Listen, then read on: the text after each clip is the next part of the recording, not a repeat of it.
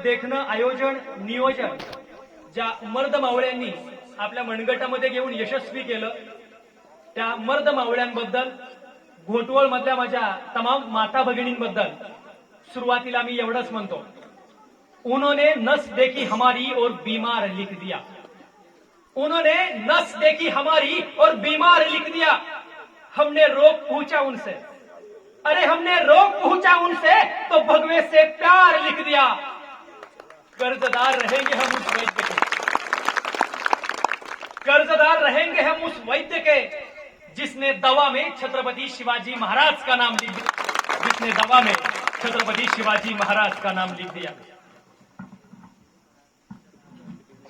खरं तर मी नेहमी सांगतो की आजकाल असं म्हणतात की जिथं मस्तक टेकवावं अशा नमस्कारांच्या जागा हल्ली खूप कमी होत चालल्या, पण ज्यांचं नाव ऐकताच हे आमचं मस्तक नतमस्तक झाल्याशिवाय राहत नाही त्या राष्ट्रमाता राजमाता जिजाऊ माँसाहेब। 33 कोटी देवांची कोट्यावधी मंदिर असतील, पण यांची पूजा फार कमी माणसं करतात, पण माझा राजा देव नाही, पण कोट्यावधी लोक माझ्या राजाची पूजा करतात, ते जाणते राजे छत्रपति शिवाजी महाराज। देश धर्म पर मिटने वाला शेर शिवा का छावा था, देश धर्म पर मिटने वाला शेर शिवा का छावा था, महापराक्रमी परम प्रतापी एक ही शंभू राजा था, ते छत्रपती संभाजी महाराज। या देशातली पहिली शिवजयंती साजरी करणारे महात्मा ज्योतिराव फुले। भारताची राज्यघटना लिहित असताना मला जास्त कष्ट पडलेच नाहीत, कारण माझ्या समोर शिवरायांचं आदर्श स्वराज्य होतं, असं डॉक्टर बाबासाहेब आंबेडकर। मुलगा म्हणजे वंशाचा दिवा हे मान्य, मुलगा म्हणजे वंशाचा दिवा हे मान्य, पण मुलगी म्हणजे त्या दिव्याची वात आहे आणि वातीशिवाय दिवा पेटूच शकत नाही, असं म्हणणाऱ्या क्रांतिज्योती सावित्रीबाई फुले। ढाल तलवारीलाही भ्याली नाही, ढाल तलवारीलाही भ्याली नाही, शिव्या शापांनाही भ्याली नाही, अहिल्या नावाची वाघीण शिळी कधीच झाली नाही, त्या अहिल्याबाई होळकर। प्रथम नमन मायेभूच्या चरणा, शिवछत्रपतींच्या चरणा स्मरुणी गातो कवना, अशा आपल्या गणाची सुरुवात करणारे साहित्यरत्न अण्णाभाऊ साठे। ज्या ज्या महापुरुषांनी एक महाराष्ट्राला विचार दिला, आचार दिला, संस्कृती दिली, त्या सर्व महापुरुषांसमोर मी नतमस्तक होतो आणि आजच्या व्याख्यानाला खऱ्या अर्थानं सुरुवात करतो। ज्यांच्यामुळे या ठिकाणी येण्याचा योग आला ते आमचे मार्गदर्शक आदरणीय राकेशजी सावंत साहेब। खरं तर गेल्या 2-3 वर्षापूर्वी माणगाव मध्ये माझा कार्यक्रम झाला, पदाधिकारी सगळे माणगाव कर्मचारीचे उपलब्ध आहेत। मला अभिमान याचा वाटतो की शिवजयंतीचा आजचा हा देखणा समारंभ पाहिल्यानंतर शिवचरित्र आम्ही खऱ्या अर्थानं जगतो, ही सगळ्यात महत्वाची गोष्ट आहे। एक काळ असा होता की छत्रपती शिवरायांचा इतिहास फक्त डोक्यावर घेऊन नाचला जायचा, पण आज अभिमानाची गोष्ट आहे की आज ही सगळी तरुण मुलं आहेत। मला कधी कधी राखेची प्रश्न पडतो, ह्या तरुणांना वाटलं नसेल का डीजे लावावा, पुढे मस्तपैकी डान्स करावा, पण त्यांना माहिती आहे जोपर्यंत शिवचरित्र आम्ही वाचून शिवजयंती साजरी करत नाही तोपर्यंत परिवर्तन होणार नाही, आणि परिवर्तनाला मला वाटतं आज खऱ्या अर्थानं सुरुवात केली आहे। व्याख्यानाला सुरुवात करताना मी एक उदाहरण सांगत असतो। एक माणूस असतो, तो एसटीची वाट बघत थांबलेला असतो। अचानक एसटी तो माहित नाही, वायरचं माहित नाही का, तू सारखंच तोडशील रेंज, परत आमची रेंज तुटेल ना। हा पण ठेव, वायरचा बंद आहे। माझ्या मी नेहमी एक उदाहरण सांगत असतो। एक माणूस असतो, तो एसटीची वाट बघत थांबलेला असतो। अचानक एसटी येते, आता एसटी बघायला मिळत नाही कारण कामगारांचा संप आहे, आणि पुन्हा एकदा हे जे चाललंय ते पुन्हा एकदा ह्या कर्मचाऱ्यांचा, एसटी कामगारांचा गिरणी कामगार होतो की काय अशी भीती आहे, पण तो वेगळा विषय आहे। अचानक एसटी आली, त्या माणसाने एसटीला हात केला, तो जाऊन एका बाकावर बसला, सीटवर दुसरं कुणीच नव्हतं, तो एकटाच बसला होता। कंडक्टर आला, म्हणला तिकीट द्या, तो माणूस म्हणला 2 तिकीट द्या। कंडक्टर म्हटलं, अहो काका तुम्ही एकटेच आलाय, एकटेच बसलाय, एकच तिकीट घ्या ना, 2 कशाला घेताय? त्यावेळेस ते काका म्हटले, एक तिकीट हरवलं तर दुसरं असावं म्हणून मी 2 तिकीट घेतोय। कंडक्टर हुशार, तो म्हटला जर एक हरवलं तर दुसरं घेताय, दुसरं हरवल्यावर काय कराल? त्यावेळेस त्या माणसानं खिशामधनं मोफत मिळालेला एसटीचा पास काढला आणि म्हटला, हा मोफत एसटीचा मिळालेला पास मी कशासाठी घेऊन फिरतोय? मुळात आमचं नेमकं हेच झालं, आम्हाला पहिलं तिकीट मिळालं छत्रपती शिवरायांचं, तेही आज आम्ही हरवून बसलो. दुसरं तिकीट मिळालं छत्रपती संभाजी महाराजांचं, तेही आज आम्ही हरवून बसलो. आणि आमच्या खिशामध्ये जो मोफत एसटीचा पास होता ना, तो पास होता जिजाऊ मासाहेबांच्या संस्कारांचा, तो पासही आज आम्ही हरवून बसलो. मग आज नेमकं झालं काय? नाचू कीर्तनाच्या रंगी ज्ञानदीप लावू जगी असं म्हणणारे संत नामदेव महाराज आज आम्हाला पाहायला मिळत नाही. पण आवाज वाढव डीजे, तो आईची शपथ रह, अशी म्हणणारी कार्टी मात्र चौका चौकात उभा राहिली आम्हाला पाहायला मिळतात. अरे तुम मुझे खून दो मैं तुम्हें आजादी दूंगा असे म्हणणारे सुभाषचंद्र बोस आम्हाला पाहायला मिळत नाहीत. पण तुम मुझे तंबाखू दो मैं तुम्हें चुना दूंगा अशी म्हणणारी कार्टी मात्र नेहमी आम्हाला पाहायला मिळतात.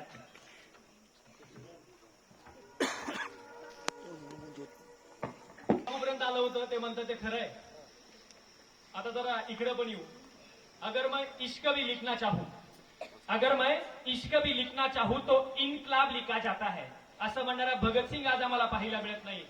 पण तू मेरी नहीं हो सकती तो किसी की नहीं हो सकती अशी म्हणणारी कॉलेजची कार्टी मात्र कॅन्टीन मध्ये बसलेली पाहायला मिळतात. आणि हे सगळं पाहून एक कवी फार उद्विग्नपणे म्हणतो, आज जे सगळं चाललंय ना ते पाहून एक कवी फार उद्विग्नपणे म्हणतो की अरे कभी ओठो केले मरे, कभी ओठो केले मरे, कभी नोटो केले मरे, कभी ओठो केले मरे, कभी नोटो केले मरे, अगर होते भगत सिंह जिंदा तो कहते सुखदेव हम बिकिन हराम जादो केले मरे, सुखदेव हम बिकिन हराम जादो केले मरे. म्हणजे महापुरुषांच्या विचारांचं बलिदान या मातीमध्ये व्यर्थ गेलं की काय अशी शंका ज्या वेळेस मला येते त्यावेळी इतिहास आठवावा लागतो. नुसता इतिहास आठवून जमत नाही, तो अनुकरण करावा लागतो. नुसतं अनुकरण करून जमत नाही, तो हृदयामध्ये साठवावा लागतो. आणि ज्या वेळेस इतिहासामध्ये हृदयामध्ये साठवणारी नावं जेव्हा आम्ही आठवतो त्यावेळी इतिहासाला देखील एकच नाव आठवतं, ते नाव म्हणजे छत्रपती शिवाजी महाराज. खरं तर छत्रपती शिवरायांचा इतिहास आपण लहानपणापासून शिकत आलो. इयत्ता 4थीला तो इतिहास आहे. पण 4थीच्या अगोदरही अगदी लहानही मुलांना म्हटलं आम्ही की छत्रपती शिवाजी महाराज की, ते लहान मुलगा आपसुक म्हणतं जय. लहानपणापासून शिवचरित्र आम्ही जगतो. खरं तर छत्रपती शिवरायांच्या जन्मापूर्वी नेमकी परिस्थिती काय होती? कर्नाटकामध्ये एका खंडागळे नावाच्या सरदाराचा हत्ती उधळला म्हणून एक प्रकरण झालं. आणि हत्तीला शांत करायला 2 तुकड्या तयार केल्या. एक होती जाधवांची आणि दुसरी होती भोसल्यांची. जाधवांचे नेते दत्ताजी जाधव, जिजाऊ मासाहेबांचे बंधू, आणि भोसल्यांचे नेते संभाजी भोसले, जिजाऊ मासाहेबांचे धीर. पण हत्ती राहिला बाजूला. भोसल्यांचं आणि जाधवांचंच युद्ध पेटलं. संभाजी भोसलेकडून दत्ताजीवरती वार झाला. दत्ताजी मारला गेला. आणि दत्ताजीचा बदला घेण्यासाठी लखुजीराव जाधव, जिजाऊ मासाहेबांचे वडील पुढे आले. त्यांनी संभाजीवरती वार केला. संभाजी मारला गेला. युद्ध थांबलं. जाधवांची माणसं दत्ताजीचा मडा घेऊन गेली. भोसल्यांची माणसं संभाजी भोसल्याचं मडा घेऊन गेली. जाधवांची माणसं रडायची दत्ताजी मेला म्हणून, आणि तिकडे भोसल्यांची माणसं रडायची संभाजी भोसले मेले म्हणून. पण जिजाऊ मासाहेबांनी रडायचं कुणासाठी? एकीकडे सक्का भाऊ मेलाय, दुसरीकडे धीर मेलाय. रडायचं कुणासाठी? जिजाऊ मासाहेब रडत होत्या या नादार महाराष्ट्रासाठी. मासाहेबांना वाटलं अरे मराठ्यांच्या तलवारीवरती मराठ्यांचंच रक्त आहे, हे कुठेतरी थांबलं पाहिजे. यासाठी आमच्या जिजाऊ मासाहेब शिवाई देवी समोर गेल्या आणि आमच्या मासाहेबांनी शिवाई देवीला एक प्रार्थना केली. हय शिवाई देवी, हय शिवाई देवी, गोरगरिबांचं राज्य येण्यासाठी, दीन दलितांचं राज्य येण्यासाठी, बहुजनांचं राज्य येण्यासाठी, मराठ्यांचं राज्य येण्यासाठी मला असा एक पुत्र दे. दगडालाही पाजर फुटला, वाराही शांत झाला. आणि सन 19 फेब्रुवारी 1630 साली शिवनेरीवरती शिवबांचा जन्म झाला. पुत्र जिजाऊंना झाला, पुत्र शहाजींना झाला, पुत्र महाराष्ट्राला झाला. सनई चौघडे वाजू लागले, संतांची कवणे महाराष्ट्रभर घुमू लागली. अरे पण याच महाराष्ट्रामध्ये 5 सुलतानी सत्ता महाराष्ट्राच्या उरावर थया थया नसत होत्या. मंदिराच्या मंदिरं लुटली जात होती. आया बहिणींची इज्जत सुरक्षित नव्हती आणि लुटला जाईल म्हणून पोटची पोतर सोडाच, पण धान्याच्या बियांना आणि गवताच्या पात्यांना उगवायची भीती वाटायची. घोड्यांच्या टापांचा आवाज ऐकताच जनता पळून जायची, घरात लपायची. अशा काळामध्ये शिवरायांचा जन्म झाला आणि रयत आनंदानं म्हणायला लागली की अरे किसी के पेट में से बाप पैदा होता था, किसी के पेट में से बाप पैदा होता था तो किसी के पेट में से पाप पैदा होता था तो किसी के पेट में से सांप पैदा होता था, मगर जिजाऊ ऐसी मां थी यारो जिसके पेट में से बापों का बाप शिवबा तयार हुआ। मग काय परिवर्तन केलं हे बापाच्या बापानं? खरं तर मी नेहमी सांगतो, छत्रपती शिवाजी ह्या नावातच खूप मोठी प्रेरणा आहे. बघा ना, शिवाजी, शी म्हणजे शिकण्याचा, वा म्हणजे वाचण्याचा आणि जी म्हणजे जीवनासाठी. तुमच्या शिक्षणाचा, तुमच्या वाचण्याचा उपयोग जगण्यासाठी झाला पाहिजे हा सांगणारा जगाच्या इतिहासातील पहिला राजा, राजा शिवछत्रपती. पण माफ करा राजे, तुमच्याच शिवजयंतीला एका एका गावामध्ये 3-3 शिवजयंत्या असतात आणि कुणाची जयंती मोठी यासाठी 3-3 डीजे असतात. डीजेचा आवाजही मोठा असतो. राजे, डीजेला माझा विरोध नाही, पण डीजे वरती गाणी कोणती असतात? मुन्नी बदनाम हुई, शीला जवान झाली आणि शांताबाईच्या गाण्यावर नाचणारी आमची तरुण पिढी शिवबांचा इतिहास मात्र विसरून गेली. काय आहे तो इतिहास? इतिहास राहिला बाजूला. छत्रपती शिवाजी महाराजांची जयंती कधी साजरी करायची, छत्रपती शिवरायांचे गुरु कोण होते, अशा प्रकारचे वाद निर्माण केले जातात. वादाबद्दल मला बोलायचं नाही. छत्रपती शिवरायांची जयंती तिथीला की तारखेला याबद्दलही मला बोलायचं नाही. फक्त एवढंच सांगतो, छत्रपती शिवरायांची जयंती दररोज जरी आम्ही साजरी केली तरी शिवरायांचे आमच्यावरचे उपकार कधीच फिटणार नाहीत. हा इतिहास आम्हाला अभ्यासून घ्यायचा.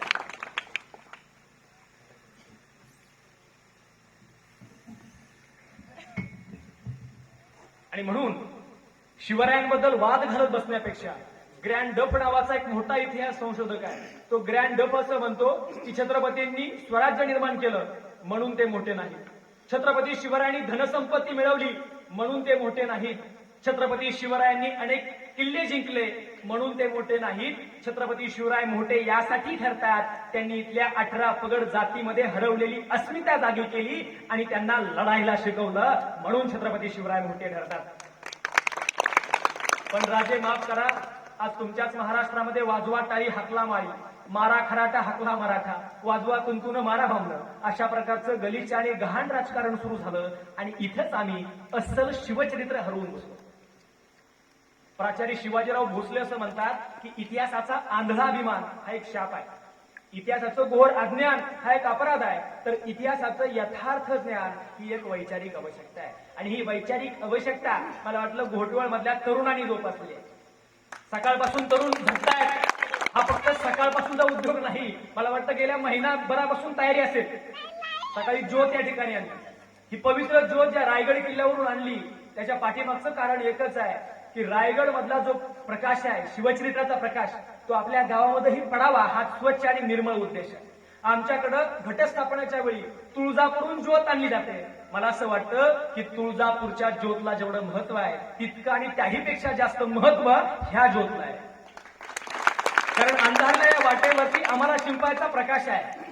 अंधारला या वाटेवरती आम्हाला शिंपायचा प्रकाश आहे. विजत चाललेल्या दिव्यामध्ये प्रकाश चांदण्यांचा पेरायचा आहे. आमच्यामधले ते प्रवासी ज्यांना फक्त शिवचरित्र जगायचं आहे, आमच्यामधले ते प्रवासी ज्यांना फक्त शिवचरित्र जगायचं आहे. जे जे मावळे ज्यांचा स्पर्श या ज्योतीला झाला त्या सगळ्यांचं मनस्वी आभार मी मानतो.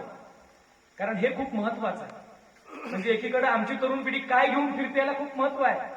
आज तुमच्या हातामध्ये शिवछत्रपतींची ज्योत बघितली त्यावेळी मला खऱ्या अर्थानं भारावून गेलं. बरेच पत्रकार मला म्हणतात की सर, छत्रपती शिवरायांची भवानी तलवार देशात नाही, तुम्हाला कधी वाईट वाटतं का?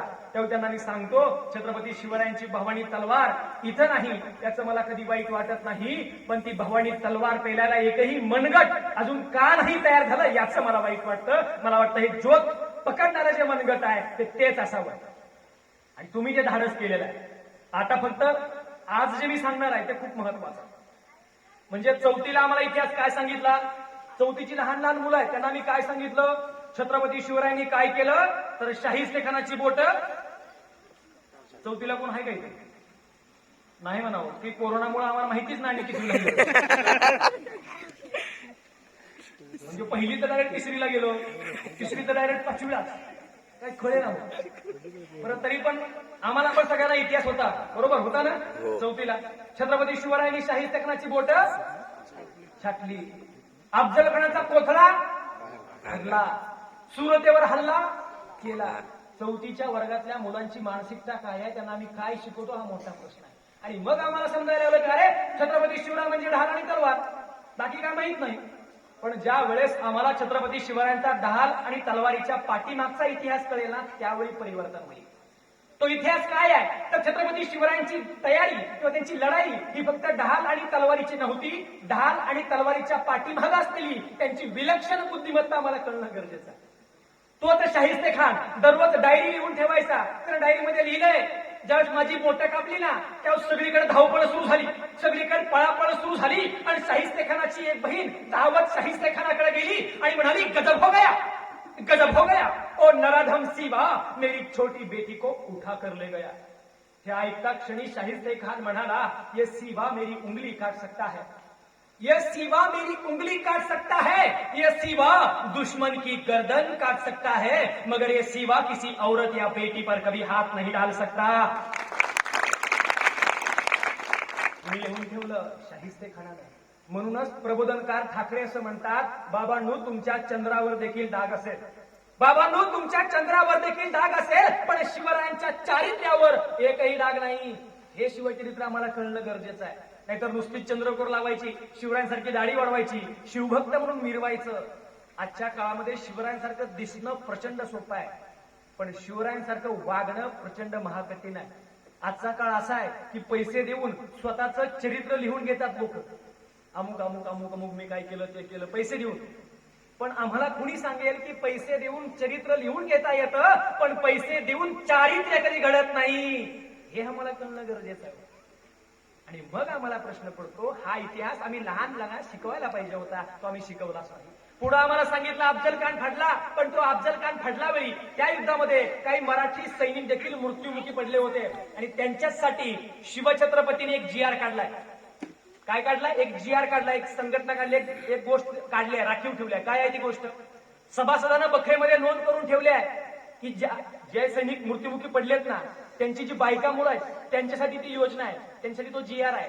त्यात सभासद असं म्हणतात की ज्या बायकास मूल नाही, ज्या बायकास मूल नाही अशा बायकास निम्मे वेतन सुरू ठेवणे. 350 वर्षापूर्वी शिवछत्रपतींनी पेन्शन नावाची योजना या देशामध्ये सर्वप्रथम राबवली गेली. हे मात्र कधी आम्हाला शिकवलं गेलं नाही. हे दुर्दैव आहे. आणि म्हणून शिवरायांचा हा अस्सल इतिहास, ढाल आणि तलवारी पलीकडचा इतिहास आजच्या मुलांना करणं गरजेचं आहे. नाहीतर काय हो, चौथीच्या वर्गामध्ये शिक्षक मुलांना अफजल खानाचा वध हा प्रसंग शिकवत होते आणि त्या चौथीतल्या बऱ्याच मुलांची जी मान आहेत त्या पाठीमागच्या बाकावर बसलेल्या एका मुसलमानाच्या पोरावरती पडल्या. हे दुर्दैव आहे. छत्रपती शिवरायांच्या स्वराज्यामध्ये 18 पगडतीची माणसं होती. चाळी माळी महार महान कुंभार डोंबार मुसलमान ही सगळी माणसं एकत्र आली आणि त्यांनी स्वराज्य निर्माण केलं. माझी तर मित्रांनो स्वराज्य मराठीची व्याख्या अशी आहे, जे राष्ट्रासाठी लढतात ते मराठी, जे देशासाठी लढतात ते मराठे, बाकी सगळे सराठे, बाकी सगळे खराटे. शिवरायांचा इतिहास हा आम्हाला कळणं गरजेचं आहे. तो कुणाला कळला बरं? आमच्या साताऱ्याचे संतोष महाडिक म्हणून एक जवान आहे.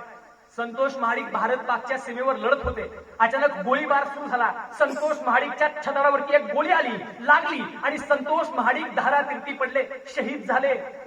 संतोष महाडिक तर ते शहीद पार्थिव साताऱ्यात त्यांच्या घरापुढे आणलं गेलं. तसं संतोष महाडिकचं 5 वर्षाचं स्वराज नावाचं पोरग आईकडे धावत गेलं आणि आईला म्हटलं, काय बाबा आलेत, बाबा तर मला फिरायला घेऊन जाणार. काय सांगायचं आईनं? आईच्या डोळ्यामध्ये डसा डसा पाणी आलं. नाही म्हटली, बाळा स्वराज, बाळा स्वराज, तुझे बाबा आता कधीच उठणार नाहीत, ते शहीद झालेत.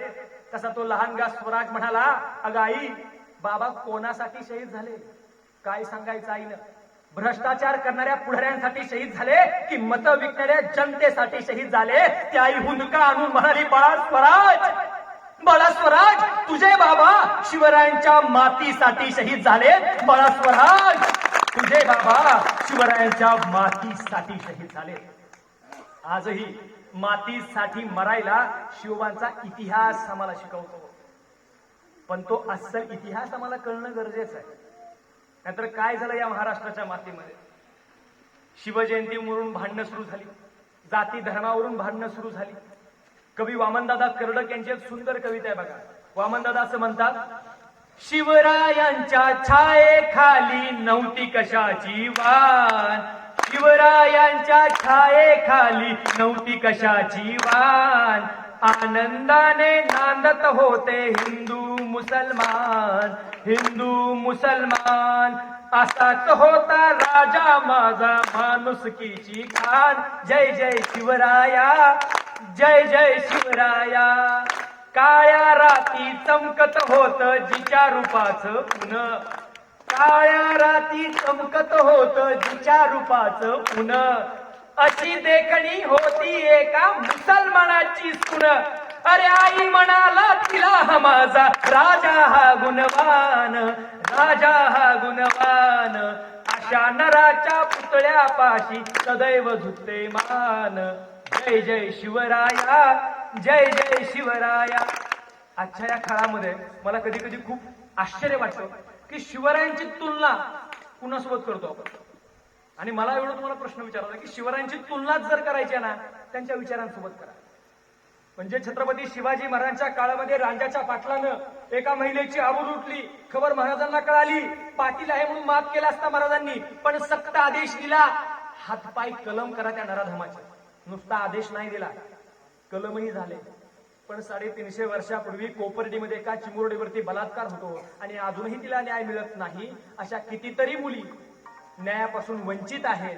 आजच्या लोकशाहीमध्ये सूर्यकांत डोळसे नावाचे कवी असं लिहितात की एका कोर्टाच्या पायरीवर बसलेली पाहून एका आजीबाईला सहज विचारलं, एका कोर्टाच्या पायरीवर बसलेली आजीबाईंना पाहून सहज विचारलं, आजीबाई तुम्ही कोर्टापुढे काय करता? त्यावेळी ती आजीबाई थरथर त्या हाताने उभा राहत म्हणाली, बाळ वयाच्या 17व्या वर्षी बलात्कार झाला होता, 17व्या वर्षी निकाल आहे. कशी आहे आमची न्यायव्यवस्था? मध्यंतरी आमच्या मंत्रालयाला आग लागली आणि विज्ञान युगात राहताना ती आग आम्हाला 3-3 दिवस विझवता आली नाही, फायली कागद जळाली.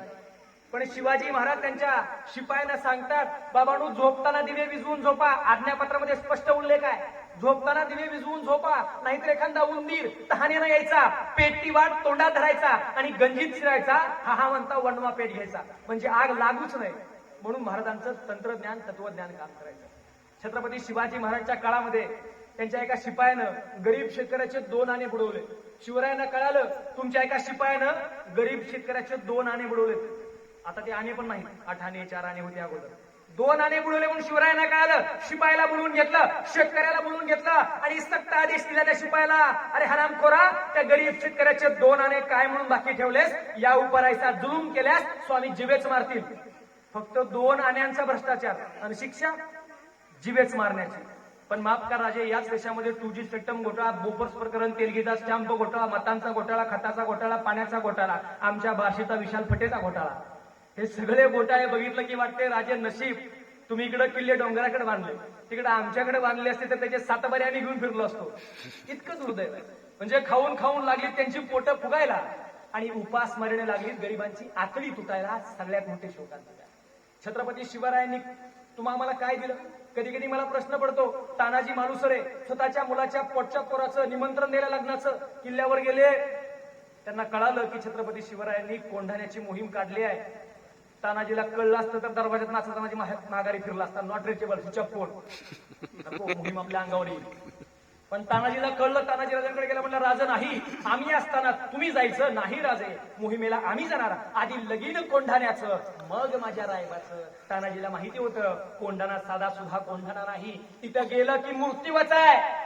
पण तरीही तानाजी गेला. शिवा काशीद नावाचं न्हाव्याचं पोरग शिवा काशीदला खूप छान वाटलं असेल, शिवाजी म्हणावं लागतंय, सगळे दागिने घालायला भेटतायत, पोरी टोप घालायला भेटतोय. पण शिवा काशीदला माहिती होतं आपण खोटा शिवाजी बनतोय, पण मृत्यू खोटा नाही, तो खराच असणार आहे. तो पालखीत बसला पण त्याला मृत्यू दिसला, तो मागं नाही हटला.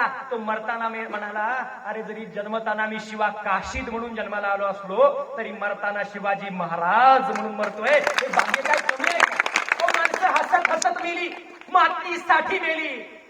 आज जर मी तुम्हाला म्हंटल अमुक अमुक मंत्री, अमुक अमुक आमदार, अमुक अमुक खासदार म्हणतोय, मरतो का? नाही जमणार.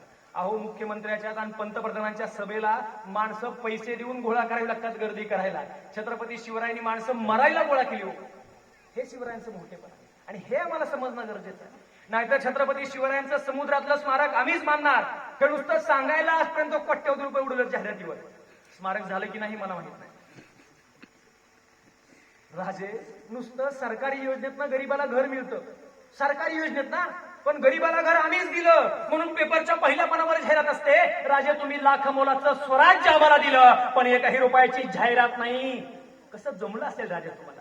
राजे तुमच्या गळ्यामध्ये सोन्याची माळ नव्हती राजे, कवड्याची माळ होती. कारण तुम्हाला माहिती होतं हे आयुष्य कवडी मोल आहे, इथल्या लोकांसाठी जगलं पाहिजे. महाराज जगले आणि हे आम्हाला शिकायचं.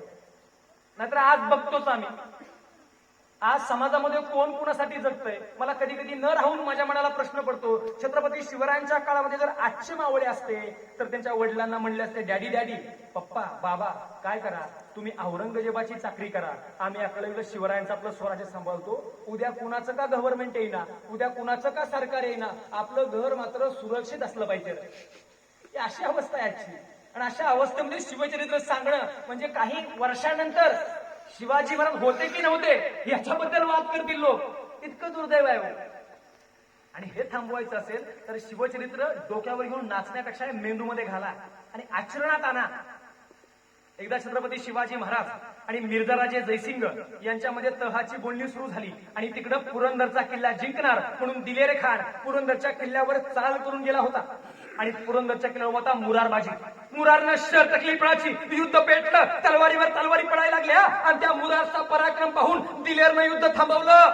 आणि दिलेर म्हटला, अरे रुक मुरार, अरे थांब मुरार, एक ना एक दिवस हा किल्ला मी जिंकेनच, पण तू कशाला म्हणतो, तू माझ्याकडे मी तुला वतन जहागिरी माणिक मोती मागेल देतो, तू फक्त माझ्याकडे ये. त्यावेळेस आमचा मुरारबाजी त्या दिलेर खानाला म्हणाला, अरे दिलेर, आम्हा मराठ्यांना आणि शिवबांना वक्त बेईमान झाला असेल. अरे दिलेर, आम्हा मराठ्यांना आणि शिवबांना वक्त बेईमान झाला असेल, पण लक्षात ठेव दिलेर, आम्ही मराठे रक्ताला कधीच बेईमान होत नसतो. आम्ही मराठे रक्ताला कधीच बेईमान होत नसतो. मराठ्यांचा इतिहास हा रक्ताला बेईमान न होणाऱ्या माणसांचा इतिहास आहे. हे आम्हाला कळणं गरजेचं आहे. पण आम्ही ते सगळं बाजूला सोडलं आणि आम्ही दुसऱ्या गोष्टींसाठी वादंग करायला लागलो. छत्रपती शिवरायांच्या काळामध्ये मित्रांनो दुष्काळ पडला तर शेतसारा माफ व्हायचा, बी बियाणं मोफत वाटलं जायचं, बैलजोड्या वाटल्या जायच्या. पण आजच्या काळामध्ये दुष्काळ पडला की खतं महाग होतात, बी बियाणं महाग होतं. एखाद्या गरीब शेतकऱ्याची पोरगी बाळांती होती पण तिला कधी तूप साखर खायला मिळत नाही. पण नुसती विराट आणि अनुष्काची लग्नाची बातमी दिवसभर टीव्हीवर दाखवली जाते. राजे माफ करा, मायावतींचा हाती गवत खात नव्हता म्हणे, तो पैशाचा बंडलच खायचा. आणि अशा अवस्थेमध्ये तुम्ही जे आम्हाला शिकवलं, तुम्ही जे आज्ञापत्र आम्हाला दिलं, तुम्ही ज्या योजना सांगितल्या, त्या योजना जरी आम्ही त्यावर चाललो असतो तरी महासत्ता मागत झाला असतो. पण नाही, आम्हाला फक्त शिवराय मिरवायची सवय लागली. पुढे पुढे मी त्यांच्या योजना सांगेनच. मित्रांनो, चांदवडजवळ कणेरागड नावाचा किल्ला आहे आणि या चांदवडजवळच्या कणेरागडची सुभेदारी दिली रामजी पांगेराला. महाराजांना माहिती होतं रामजी हा मरेल पण किल्ला जाऊ देणार नाही. झालंय तसंच. महाराजांना खबर कळाली तुमचा रामजी लढता लढता मातीसाठी शहीद झालाय. दुःख वाटलं महाराजांना. अरे म्हटलं तरुण पोरग मेलय, 25चं पोरग आहे, मेलय, मातीसाठी मेलय. त्याच्या म्हाताऱ्या वडिलांना एकदा भेटून यावं. आणि महाराज त्या म्हाताऱ्या वडिलांना भेटण्यासाठी झोपडीमध्ये गेले, खाली पालावर बसले. म्हातारा डसा डसा रडला, म्हटला राज तुम्ही आमच्या घरी आलात, आमचा उमरा पावन झाला.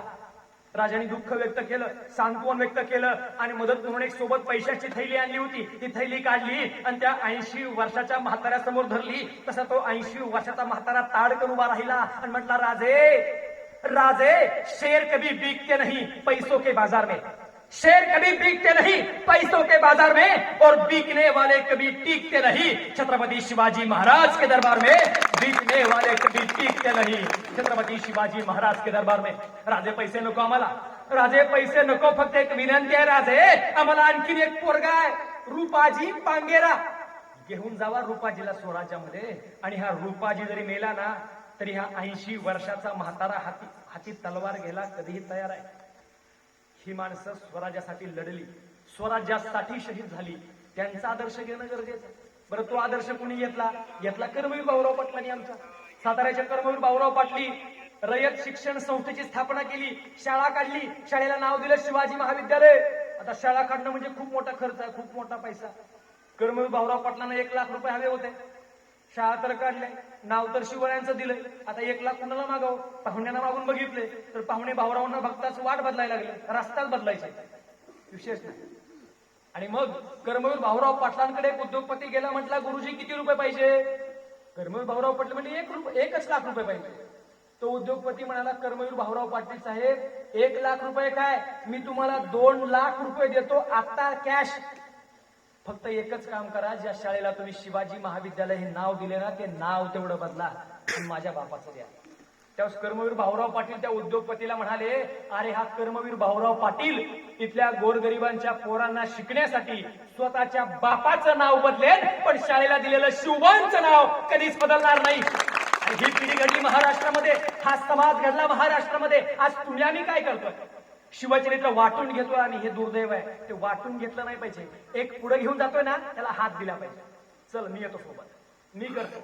पण वडावडी सुरू आहे आमची, पाडापाडी वडावडी मारामारी, त्याच्या पलीकडं आमच्याकडे तरी वातावरण नाही होय.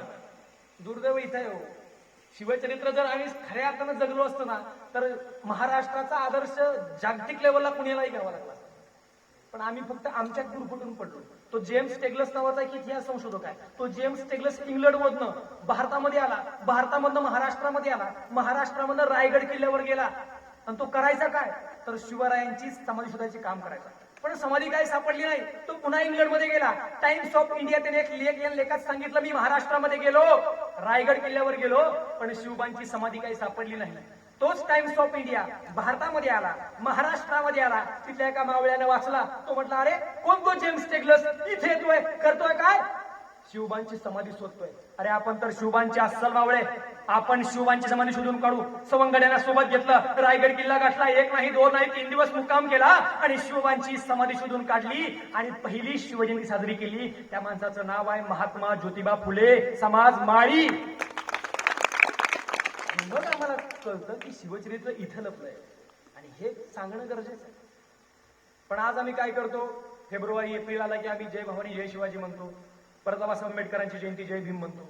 म्हणजे फक्त महिने बदलतात, महापुरुष बदलतात, विचारसरणी तीच आहे, पण आम्ही जगत नाही. त्यामुळे मला वेगवेगळं वाटतं. स्वातंत्र्यपूर्व काळातली एक घटना आहे. रात्रीच्या 12 वाजता एका माणसाला एका कागदावरती नेत्याची सही पाहिजे होती. तो साहेबांनी केलेल्या दारावर साहेब झोपले होते. पीए म्हटला, सकाळी येऊन सही घेऊन जाऊ, आता सही मिळणार नाही. पण सही तर आत्ताच लागायची आहे. 12:30 वाजले. दुसरा साहेब गाठला, दार वाजवलं. पीए बाहेर म्हटला, साहेबांना उठवू नका, साहेब झोपलेत, सही सकाळीच मिळेल. रात्रीच्या 1 वाजले. शेवटचा पर्याय म्हणून तो माणूस बाबासाहेब आंबेडकरांच्या घरापुढे गेला. रात्रीच्या 1 वाजले. दार वाजवलं, दार बाबासाहेब आंबेडकरांनी उघडलं. त्या माणसाला आश्चर्य वाटलं. अरे म्हटलं, अमुककडे गेलो तमुककडे गेलो, दार काय उघडलं नाही. बाबासाहेब तुम्ही अजून कसं काय जागे. त्यावेळी बाबासाहेब आंबेडकर म्हणाले, त्यांचा समाज जागा आहे म्हणून ते निवांत झोपलेत, पण माझा समाज झोपलेला आहे म्हणून मी जागा आहे. बाबासाहेबांनी काय केलं, तुम्हा आम्हाला जागा करायला स्वतःला जागवून घेतलं. पण त्यांच्याच मिरवणुकीमध्ये गाणी असतात, दूध पिता ज्ञानाची ही झाली आमची हवा, अरे कशी का वाटली तुला माझ्या भीमाची ती दवा. अरे सगळं खरं आहे, पण तू नशेत आहे. आणि ईडीवारी तू काय म्हणतो, इज्जतीचा प्रश्न. अरे तुला आहे का. महापुरुष जगला पाहिजे. भीमा तुझ्या मताचे दर 4 लोक असते, विचारणा त्यांच्या तलवारीचेच टोक असते. वाणीत भीम होता पण कर्णीत भीम असता, वर्तन तुझ्या पिलांचे सारेच नेक असते. वामनदादांनी लिहून ठेवलंय. आणि मग आम्हाला कळतं, फुले शाहू आंबेडकर छत्रपती शिवराय विचार एकच आहे, पण जगणं महत्वाचं आहे. जी माणसं विचारानं जगली ती माणसं प्रचंड मोठी झाली, आणि जी माणसं डोक्यावर घेऊन नाचली ती इथेच बसली. आणि म्हणून मला तुम्हाला सांगायचं, शिवचरित्र हा नाचण्याचा विषय नाही, तो शिवचरित्र जगण्याचा विषय आहे. तो जगला पाहिजे. आणि मग आम्हाला कधी कधी प्रश्न पडतो की इतक्या वर्षानंतर छत्रपती शिवराय जन्मतातच कसे, तर त्यासाठी जिजाऊ जन्मावी लागते. पण आज जिजाऊच जन्मत नाही हो. बरं जिजाऊ काय करते हा मोठा प्रश्न. मध्यंतरी सासू आणि सून काहीतरी काम करत बसलेले असतात आणि दुसरी सून तिला सासूला दुधाचा ग्लास घेऊन येते. सासूला खूप भारी वाटतं, म्हणती मला कधीही चहाचा कप आणून देत नाही, आज दूध कसं काय घेऊन आली माझी सूनबाई. आणि तिनं सहज विचारलं, अगं म्हटली सूनबाई तुम्हाला कधी चहाचा कप आणून देत नाही, चहा कर ग कोरड पडते म्हणते, पण तू कधी चहा आणून देत नाही, आज कसं काय दूध घेऊन आली. तशी ती मॉडर्न सूनबाई म्हणाली, अहो आत्याबाई आज दिवस आहे म्हटली नागपंचमीचा, आणि बाहेर काही नागोबा सापडणार नाही, घरातल्याच नागोबाला दूध पाहिजे. आणि इथे आम्हाला प्रश्न पडतो की आज आमच्या दारापुरचा सडा गेला आणि आमच्या घरामध्ये राडा झाला. आज आमच्या दारापुरची तुळशी गेली आणि आमच्या घरातली माणसं आळशी झाली. आज आमच्या दारापुरची रांगोळी गेली आणि आमच्या घरातली माणसं नुसती रंगोळी झाली. मग आमची पोरं म्हणतीलच की एक्सक्यूज मी मेरा दिल तेरे पे फिदा है. आम्ही बघतो काय, टीव्हीवर मालिका वेगवेगळ्या असतात. सकाळपासून आई सकाळी लवकर उठते, स्वतःची आंघोळ करते, पुन्हा तुम्हाला चहा नाश्ता, तुमचा स्वयंपाक, तुमची कपडे धुवो, दिवसभर आई काम करते, तरी पण टीव्हीला मालिका असते, आई कुठं काय करते आम्ही ते आवडीनं बघतो. बरं, बघायला विरोध नाही, काय त्यातलं घेतलं पाहिजे ते महत्वाचं आहे ना. आणि मग पुन्हा म्हणून तुझी जाऊ घडली, अरे कशी घडल, कशी घडल, हा मोठा प्रश्न आहे. आणि म्हणून तुम्हाला सगळ्यांना विनंती करायची की मुलगा असो की मुलगी समसमा वागणूक द्या. पुस्तकामध्ये दिली जात नाही असं म्हणतात आहे मला, कारण 4वी-5वीला मराठीचं ग्रामरचं पुस्तक आहे, मराठी व्याकरणाचं, सरांचा बराच अभ्यास आहे, सावंत साहेबांचा बी आहे बराच. तिथं काय सांगितलं गेलं आम्हाला, ती म्हणजे नदी, तो म्हणजे समुद्र, स्त्रीलिंग पुल्लिंग बघा, ती म्हणजे नदी म्हणजे लहान, ती स्त्रीलिंग, तो म्हणजे समुद्र, ती म्हणजे वाट, तो म्हणजे रस्ता, ती म्हणजे पेन मधली कांडी आणि तो म्हणजे पेन, ती म्हणजे झोपडी, तो म्हणजे बंगला. म्हणजे सगळ्या स्त्रीलिंगी उपमा इकडे कमी गोष्टींना आणि पुल्लिंगी सगळे आम्हाला. आणि मग आम्ही म्हणतो नाही, स्त्री पुरुष समानता रुजली पाहिजे. आणि त्याच ग्रामरच्या पुस्तकात वाक्य असतं, सुमन भांडी घास, सुमन स्वयंपाक कर, सुमन धुणं धो, सुमन स्वयंपाक कर, सुमन जेवायला वाढ, आणि राम ये बस जेवण कर. राम आनंदातच आहे, त्याला काही टेन्शनच नाही. आणि पुन्हा म्हणतो, अरे वा, जिजाऊ घडलीच पाहिजे, कशाला तुमची भांडी घासायला, कशाला घडली पाहिजे. आणि म्हणून मला तुम्हा सगळ्यांना आजच्या दिवशी विनंती करायची, आजच्या पवित्र दिवशी, की मुलगा मुलगी हा भेद करू नका. कशी उमलतील फुलं अशा काळ्या तोडल्यावर, कशी उमलतील फुलं अशा काळ्या तोडल्यावर, सांगा कसा लागेल दिवा अशा पंत्या फोडल्यावर, आणि सांगा कशी घडेल जिजाऊ गर्भातच मुली मारल्यावर, सांगा कशी घडेल जिजाऊ गर्भातच मुली मारल्यावर. आणि म्हणून तीच जिजाऊ तुम्हा सगळ्यांना पुन्हा एकदा विनंती करते की आई मला उमलू दे, आई मला उमलू दे, मी या जत्रेतलं खेळणं नव्हे, तुटलं की फेकून द्यायला, मी तुझ्या हृदयाचं स्पंदन आहे, जपून ठेव मला. अगं आई, अंगणातली तुळस खुडून तिथे निवडून लावू नको. अगं आई, अंगणातली तुळस खुडून तिथे निवडून लावू नको. त्याच तुळशीच्या कट्ट्यावरती बसून मला विठ्ठल विठ्ठल म्हणू दे. आई मला उमलू दे. आणि आई उमलण्याची हाक तुम्ही नक्की ऐकाल. आणि तरी देखील मी माँसाहेब जिजाऊंची आजच्या दिवशी माफी मागतो की माँसाहेब आम्हाला माफ करा, माँसाहेब आम्हाला माफ करा. विसरून गेलो इतिहास, आम्ही विसरून गेलो पराक्रम, आमच्या डोक्यामध्ये पाणी झालंय, त्याची तेवढी माफ करा. माँसाहेब आम्हाला माफ करा. माँसाहेब बाहेर खेळायला जावं तर मावळ्यांचा पत्ता नाही, साचलेल्या उकांड्यावरती फक्त कावळ्यांचीच सत्ता आहे. आमच्या डोक्यातले तेवढे उकांडे तेवढे साफ करा. माँसाहेब आम्हाला माफ करा. माँसाहेब केस तेवढं वाढलेलं, माँसाहेब केस तेवढं वाढलेलं, पोकळ मात्र मस्तक आहे. फार थोडी घरं सापडतील जिथं मुलांसाठी पुस्तक आहे. आम्ही पापाचेच वाटेकरी, आम्ही पापाचेच वाटेकरी. कृपया होईल तेवढं पाप माफ करा. माँसाहेब आम्हाला माफ करा. माँसाहेब राजेपद वारसा हक्कानं मिळतं, माँसाहेब राजेपद वारसा हक्कानं मिळतं, पण शिवबा घडवावा लागतो. जाणतेपणाचा दुर्मिळ गुण दागिन्यासारखा जडवावा लागतो. माँसाहेब थोडी मर्यादा सोडतोय, माँसाहेब थोडी मर्यादा सोडतोय. तुमच्यासारखी आई आणि शहाजींसारखा बाप मागतोय, तुमच्यासारखी आई आणि शहाजींसारखा बाप मागतोय. आणि आज हे घडणं गरजेचं आहे. आणि तुम्ही सगळे मी शेतकऱ्याची मुलं दृष्टांत देऊन सांगतो. दृष्टांत दिलं की आम्हाला हे कळतं इंदुरीकरच्या भाषेत, विठ्ठल मग दृष्टांत लय भारी वाटतं. मी त्यांची थोडी स्टाईल घेतो. मध्यंतरी बाळा, मध्यंतरी एसटी मधून प्रवास करताना एका ठिकाणी एसटी 5 मिनिटं थांबली. एक आजोबा भरकन वरी चढले आणि मला म्हटले, बाळा जरा अलीकडे सरतो का? म्हटलं का? पलीकडे बसायची. ती म्हटलं नाही, खिडकीत मला जरा बसायची सवय उचमळते. म्हटलं बसा खिडकीत. 5 मिनिटं गाडी थांबली, आजोबा खिडकीत बसले. आजोबा काय करायचे? बसल्यावर खिशातली चिल्लर काढायचे, 1 रुपया, 2 रुपये, 3 रुपये, 4 रुपये, 5 रुपये. खिडकीच्या बाहेर बघायचे, पापडीवाला, खाऊवाला, बर्फीवाला, पेपरवाला, सगळ्यांकडे बघायचे. पण म्हातारा घेत काहीच नव्हतं. पुन्हा चिल्लर ठेवायचं, पुन्हा बाहेर बघायचं, 1, 2, 3 सेकंद जाऊ द्यायचं, पुन्हा चिल्लर काढायचं, 1, 2, 3, 4, 5. खाऊवाला वाटायचं खाऊ घेईल, काकडीवाला वाटायचं काकडी घेईल, फुटाने घेईल, पण काहीच घेत नव्हतं. मात्र पुन्हा चिल्लर ठेवायचं. एकदा, दोनदा, 3दा चिल्लर काढली, मोजली, पुन्हा ठेवली, घेतलं काहीच नाही. आणि अचानक गाडी सुरू झाली, गाडी हळूहळू चालली, त्यांनी चिल्लर काढली, मोजली, 5 रुपये काढले, हात बाहेर काढला आणि पेपर विकत घेतला. मी म्हटलं, आजोबा गाडी एका ठिकाणी 5 मिनिटं निवांत उभी होती, तेव्हा तुम्ही काहीच घेतलं नाही, पण गाडी जेव्हा सुरू होईल, हळूहळू पळायला लागली, तेव्हा तुम्ही पेपर घेतला, कसं काय? त्यावेळेस ते आजोबा म्हटले, त्या चिल्लर मधला 1 रुपया खोटा होता, आणि जर गाडीत थांबले असताना दिला असता तर त्याला ओळखायला आलं असतं आणि त्याने मला पेपर दिला नसता. मी म्हटलं, आजकालचे आजोबा पण खोटे बोलतात. गाडी पुढे जोरात पळत होती, आजोबांनी पेपर उघडला, आजोबांनी पेपर वाचायला सुरुवात केली, पहिली बातमी, दुसरी बातमी, आणि मुद्दाम आजोबा मोठ्यानं हसले. मी म्हटलं, आता हसायला काय झाले? आजोबा म्हटले, पेपरला कालचा पेपर दिलाय. आम्हाला तुम्हाला एवढंच सांगायचं, आता आम्ही सगळी शेतकऱ्याची मुलं आहे. तुम्हाला जर मी म्हटलं तुम्ही शेतामध्ये तांदूळ पेरला, गहू येईल का? येईल का? ज्वारी लावली, काय येईल? ज्वारी. बटाटी लावली, बटाटी. आम्ही जे बी पेरू तेच उगवेल, पण आता आम्ही काय करतोय, पेरतोय वेगळं आणि वेगळं उगवण्याची अपेक्षा करतोय. असं कसं होईल बरं? अरे मातीमध्ये जे पेरेल तेच उगवेल. संस्कार पेरला, संस्कार उगवेल. जिजाऊ महासाहेबांनी या मातीमध्ये संस्कार पेरला म्हणून संस्कार उगवला. जिजाऊ महासाहेबांना डोहाळे लागायचे कशाचे? माती खायचे, राख खायचे, गाणी बघायचे, टीव्ही बघायचे, पिक्चर बघायचे. कशाचे देव? महासाहेबांना डोहाळे लागले, घोड्यावर बसायचे, हाती तलवार घ्यायची, सिंहासनावर बसायचं, स्वराज्य उभा करायचं, लढायचं, तोफ गोळे चालवायचे. याचे डोहाळे लागले. अरे म्हणून छत्रपती शिवराय घडले. आम्ही म्हणतो वेगळंच. आणि एक काळ असा होता बघा, दुधामध्ये भेसळ केली जायची. दुधामध्ये पाणी ओतलं की काय म्हणायचो आपण? पाणी ओतलं, भेसळ केली. पण आज संस्कारामध्ये भेसळ सुरू झाली आहे आणि ती दिसत नाही. आणि न राहून मला कधी कधी प्रश्न पडतो की लहानपणी आम्ही लहान असताना पोलिओ, कावीळ, कांजणे आणि गोवर होऊ नये एक लस दिलेली डॉक्टर साहेब, बरोबर ना? तीच लस मला वाटतं त्यामध्ये आता एक ऍडिशन करून शिवचरित्र नावाची एक लस आम्हाला टोचावी की काय लहानपणापासूनच, एवढी आज शंका निर्माण होते. आणि म्हणून आजच्या या दिवशी तुम्हाला विनंती करायची की बाबांनो, आम्ही आमच्या मुलांवरती कोणता संस्कार करतोय तो संस्कार खूप महत्वाचा आहे. मध्यंतरी माझा एक मित्र आहे, तो मुलगी बघायला गेला. आता मुलगी बघायला जायचं प्रत्येकाच्या नशिबात नाही बरं का, सगळ्यांच्या नशिबात नाही मुली बघायचा प्रोग्राम, काही काहींच्याच आहे. आणि मग तो सहज गेला तर नशिबान होता.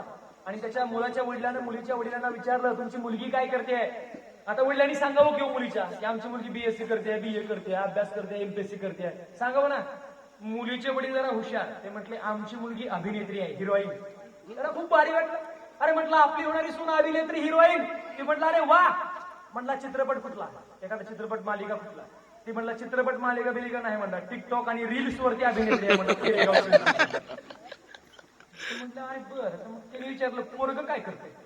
आता म्हटलं हे ना एवढं सांगितलंय, आपण कशाला कमी पडायचं? ते म्हटलं आमचं पोरग फौजी आहे. आणि यांना खूप भारी वाटलं. अरे म्हटलं देशसेवा. अरे वा. म्हटले कुठली बटालियन? ती म्हटली कसली बटालियन? दिवसभर PUBG खेळतो म्हटलं. सगळं असं सुरू झालंय. आणि मग पुन्हा मी म्हणतो पुन्हा इतिहास आला पाहिजे, इतिहास. आणि इतिहास ऐकायला कशासाठी? छाती अभिमानानं फुगावी, अंगावर काटा. अरे कसलं विषय सोडाता. इतिहास ऐकायचा आहे ना तर पुढे खड्ड्यात ठेच लागेल, पडशील, मरशील. म्हणून इतिहास ऐका. शिवाजी महाराज जर आज असते तर त्यांनी तुमच्या हातामध्ये ढाल किंवा तलवार दिली असते बाबांना. दिलं असं एखादं पुस्तक, दिलं असं एखादा कॉम्प्युटरचा माऊस आणि लढ म्हणून सांगितलं असतं. मग आजचे गड किल्ले बदलले. आता आम्हाला कोंढाणा जिंकायचा नाही, सिंहगड, रायगड जिंकायचा नाही. आता आम्हाला MPSC, UPSC, तलाठी, ग्रामसेवक, इंडियन आर्मी असेल, ही क्षेत्र आम्हाला काबीज करायचे. पण आम्ही मात्र वेगळ्याच गोष्टीमध्ये रमतो. बरं, राजकारणाबद्दल मी कधी वाईट बोलत पण नाही, पण मला फक्त राजकारण चांगलं अपेक्षित आहे. बरं, शिवरायांनी जाहीरनामा दिला होता काय आजची दिनाने वाली आहे? नाही रे बाबा. शिवरायांनी सांगितलं की सर्वांस पोठास लावणे आहे. आणि हे शिवचरित्र आम्हाला कळणं गरजेचं आहे. आता आम्ही वेगळंच घेऊन बसलो बघा. एकदा छत्रपती शिवाजी महाराजांचे गोवळकोंड्याला गेले कुतुबशाला भेटायला. आणि कुतुबशा तिथला राजा, तो मोठेपणा दाखवायला राजा. राजे ही बघा आमची शस्त्रशाळा, इथं विविध प्रकारची शस्त्र आहेत. राजे ही बघा आमची घोडशाळा, इथं विविध प्रकारची घोडी आहेत. राजे हा बघा आमचा हत्तीखाना, इथं विविध प्रकारचे कर्नाटकी मदमस्त जंगली हत्ती आहेत. राजाने ते हत्ती पाहिलं. राजाला आश्चर्य वाटलं. आश्चर्य लपलं गेलं नाही. तसा कुतुबशाह म्हटला, हो राजे तुम्हीही राजे आहात, तुमच्याकडे असे हत्ती असतीलच की. पण राजाने नाही कसं म्हणायचं? आपला हा सह्याद्रीचा दर्या कपाऱ्यांचा प्रदेश, तिथं हत्तीसारखा जाड प्राणी चालत नाही. राजे म्हणाले आमच्याकडे हत्ती नाहीत, पण हत्तीच्या ताकदीची माणसं आहेत. कुतुबशाह म्हणला चेष्टा करताय काय? अशी कुठं माणसं असतायत काय? आणि जर असतील तर बरोबर एखादा आणला असेल, आणि आणला असेल तर उतरवा मैदानामध्ये. तुमचा हत्ती ताकदवान की आमचा बघू. महाराजांनी पाठीमागं पाहिलं, उभा होता येसाजी कंक. येसाजी पुढे आला, मुजरा केला आणि मरत पेल्याला एका पायावरती उभा झाला. मैदान गच्च भरलं होतं आणि एका बाजूला एक हत्ती होता महाराष्ट्रातला एक मावळा, आणि दुसऱ्या बाजूला एक हत्ती होता कर्नाटकातला मदमस्त जंगली हत्ती. एका जंगली हत्ती बरोबर माणसाचं युद्ध सुरू झालं. मैदान अजून गच्च भरलं. सगळ्यांच्या नजरा शांत झाल्या. तो मदमस्त कर्नाटकी हत्ती चाल करून यायचा, येसाजी बाजूला सरायचा. अशा अवस्थेमध्ये त्या मदमस्त कर्नाटकी हत्तीनं येसाजीला सोंडेमध्ये उचललं. सगळ्यांच्या नजरा पुन्हा एकदा शांत झाल्या आणि सगळ्यांना वाटलं तर येसाजीचं काही खरं नाही, येसाजी मारला जाणार. असं वाटता क्षणी येसाजीनं कमरेची लखलखती नंगी तलवार काढली. हत्तीच्या सोंडीवर सप सप 2 वार केलं. हत्तीची सोंड तुटली होती. हत्ती ची ची करत मैदानामध्ये लोळत होता. महाराष्ट्राच्या हत्तीनं कर्नाटकाच्या हत्तीला लोळवलं होतं. उगीच म्हणत नाही.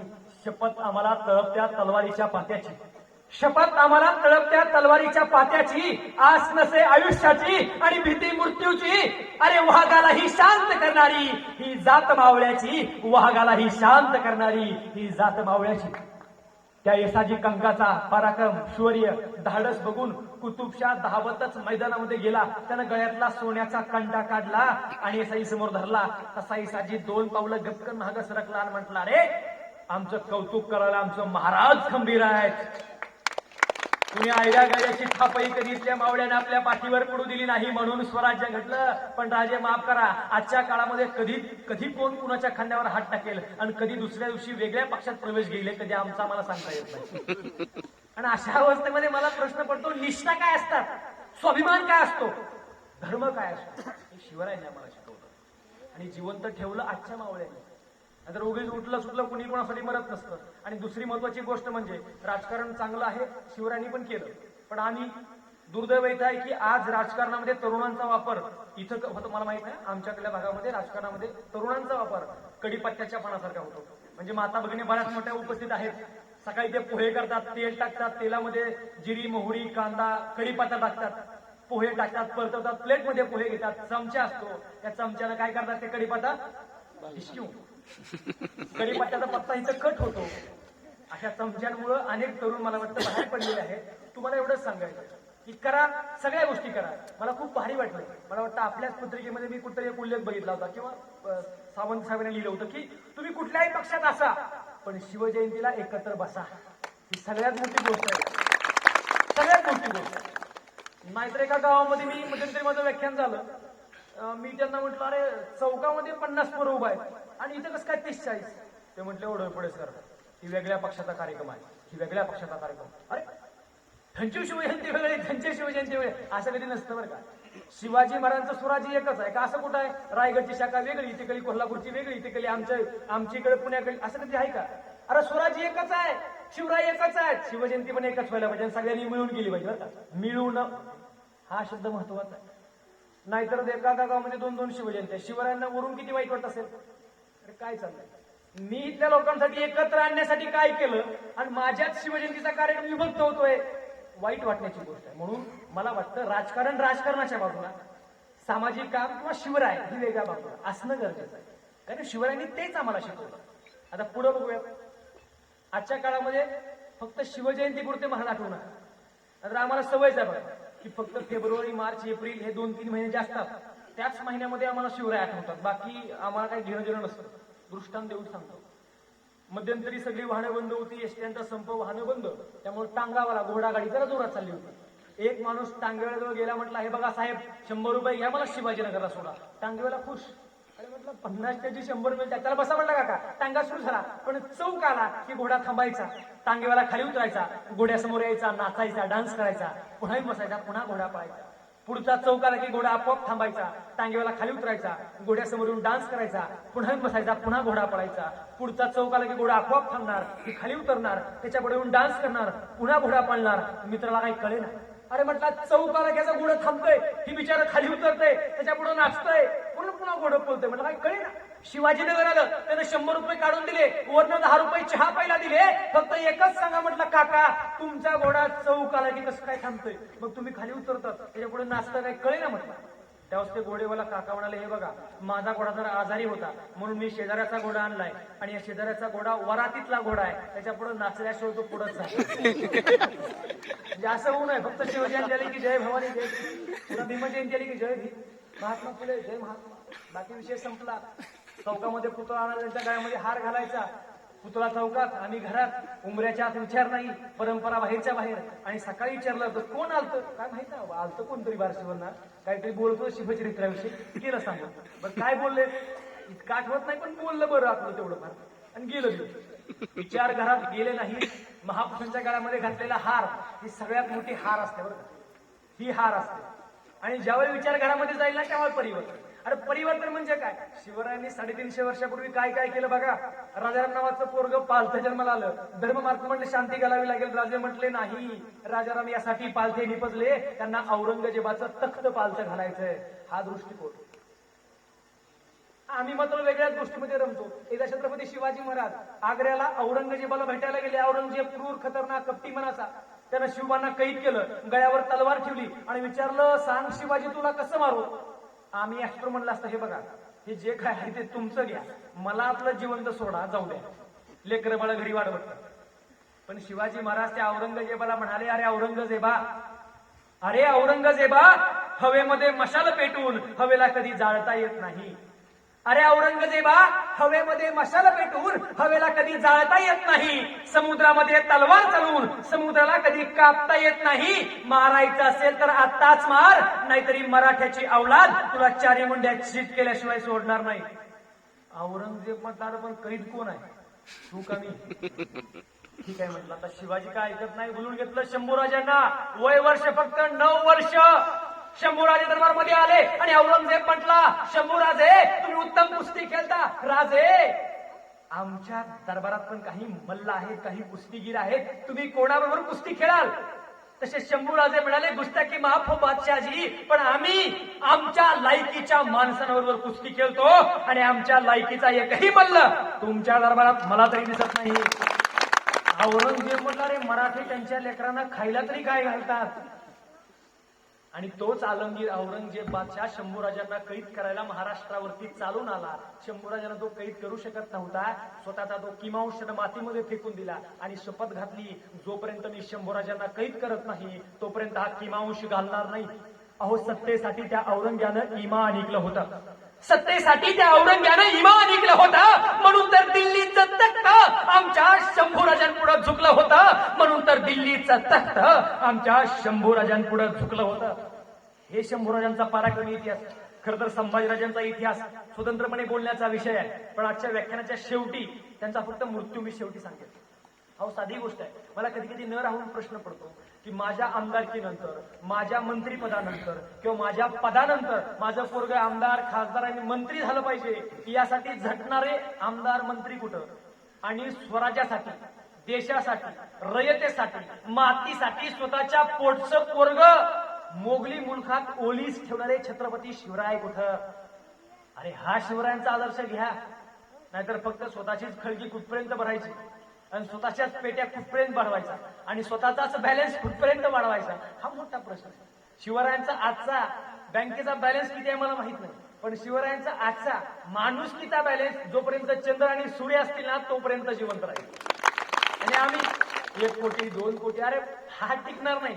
या जगामध्ये टाटा, अंबानी, बिर्ला प्रचंड श्रीमंत आहेत, पण जगात त्यांचे पुतळे लागत नाहीत. पुतळे लागतात फक्त छत्रपती शिवाजी महाराजांचेच. हा इतिहास आहे रे. म्हणून फक्त बँकेतला बॅलन्स थोडा कमी होऊ द्या, पण जरा माणुसकीचा बॅलन्स जागा करा. हलवा जरा हृदयाला आणि जाग करा स्वतःतल्या माणसाला. हे जागा होणं गरजेचं आहे. दुसरा महत्वाची गोष्ट म्हणजे एक 800 वर्षाची एक परंपरा होती धर्मामध्ये आपल्या, की समुद्र प्रवास करणं पाप मानलं जायचं. छत्रपती शिवरायांनी फक्त वयाच्या 25व्या वर्षी आरमार स्थापन केलं. फक्त आरमार स्थापन नाही बरं का केलं, अगोदर आपण दुसऱ्या देशांकडनं जहाज मागवायचो, त्यांच्याकडनं विकत घ्यायचो. पण शिवरायांना समजलं ह्या जहाजांवर जर वजनाची तोफ ठेवली तर जहाज डचमळतोय, पाण्यात बुडतोय. शिवाजीराजांनी सांगितलं, सगळ्या कारागिरांना बोलवा. सगळ्या कारागिरांना बोलवून घेतलं आणि सांगितलं, मी सांगतोय तसं जहाज बनवा.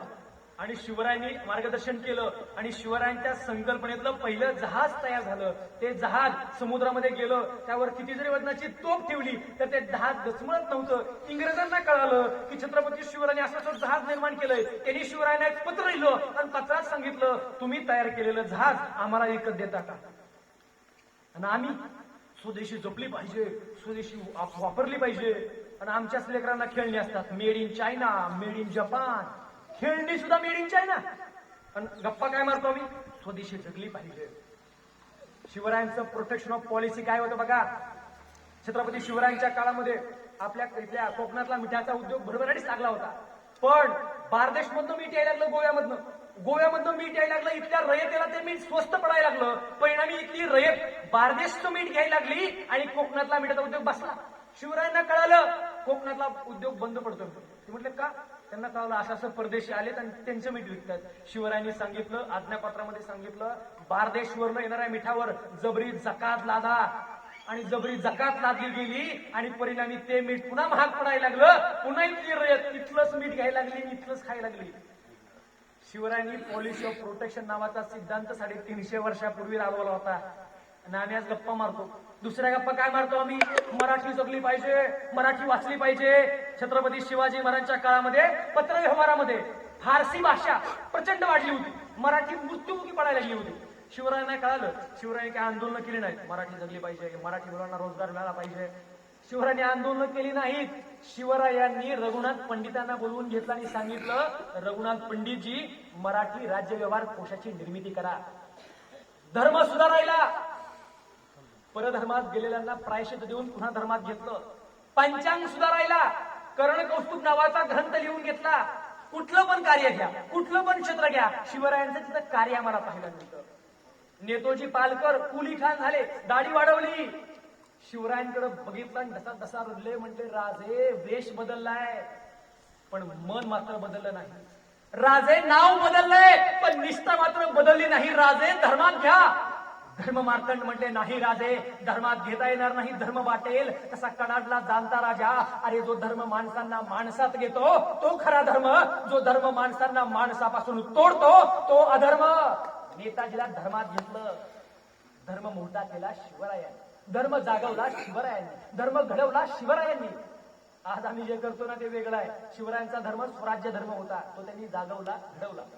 आणि हे आम्हाला शिकणं गरजेचं आहे. आम्ही वेगळ्याच गोष्टीमध्ये रमायला लागलोय. बरं, काही लोक मला म्हणतात काय दोपटणे असं म्हणतात, मग शिवाजी महाराज धार्मिक नव्हते का? अरे अवश्य होते, 100% 1000% होते. नरहर कुरुंदकर म्हणतात शिवाजी महाराज श्रद्धाळू होते पण अंधश्रद्धाळू नव्हते. महाराज धार्मिक होते पण धर्मभोळे नव्हते. महाराज व्यवहारिक होते पण व्यवहारशून्य नव्हते. हे शिवचरित्र आम्हाला कळायला पाहिजे. बाकी पराक्रमामध्ये तर शिवरायांचा हात कोणी धरू शकत नाही, शिवरायांच्या मावळ्यांचा तर नाहीच नाही. प्रतापराव गुजर, बेहलोल खान नावाचा शत्रू स्वराज्यावर चाल करून आला. प्रतापराव धावून गेले आणि बेहलोल ती प्रतापरावांची चमकती धारधार तलवार पाहिली. बेहलोल शरण आला, म्हटला जिवंत जाऊ द्या, जिवंत जाऊ द्या. आणि मराठ्यांमध्ये एक संस्कृती होती, माफी नावा शत्रू जीवनदान द्यायचं. पण बेहलोल हा खूप कपटी मनाचा, तो पुन्हा चाल करून आला आणि शिवरायांना कळालं तुमच्या प्रतापरावांनी या बेहलोला जिंदा जाऊ दिला म्हणून तो वापस आला. आणि शिवरायांनी एक खरमरीत पत्र प्रतापरावांना लिहिलं, सांगितलं शत्रू जिंदा का जाऊ दिला, या उपर शत्रू जोपर्यंत शिकस्त देत नाही तोपर्यंत आम्हाला तोंड दाखवू नका. आजच्या काळामध्ये जर नेत्यानं एखाद्या कार्यकर्त्याला फोन करून असं झापलं असतं, त्यानं दुसऱ्या दिवशी गावामध्ये दुसरा प्रचार केला असता, दुसऱ्या पक्षाचा डिजिटल लावून पक्ष प्रवेश केला असता. प्रतापरावांनी सांगितलं, त्यांच्या मनाला खूप लागलं आणि त्यांच्या जवळ होते फक्त 6 मावळे. वेडात मराठे वीर दौडले 7.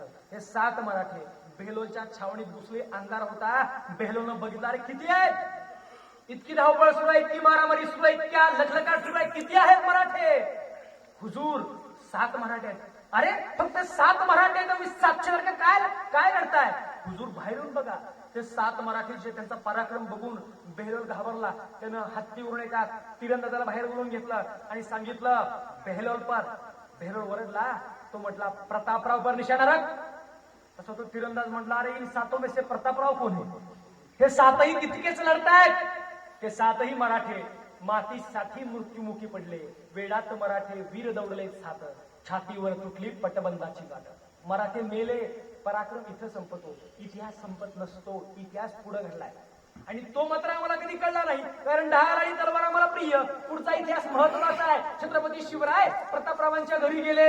त्यांची विधवा बायको ढसा ढसा रडली, म्हटली राजे, राजी पोटची पोरगा आहे जानकी, जानकीचा विवाह अजून व्हायचा आहे, जानकीचं लगीन अजून व्हायचंय आणि बाप हरवलाय कोणीनं. काय करायचं राजे? आता कोण करणार लग्न जानकी सोबत? तसा कडाडला जाणता राजा म्हणाला ताई साहेब तुम्ही काहीच काळजी करू नका, तुमच्या जानकींचा विवाह आम्ही आमच्या राजाराम सोबत लावून देतो.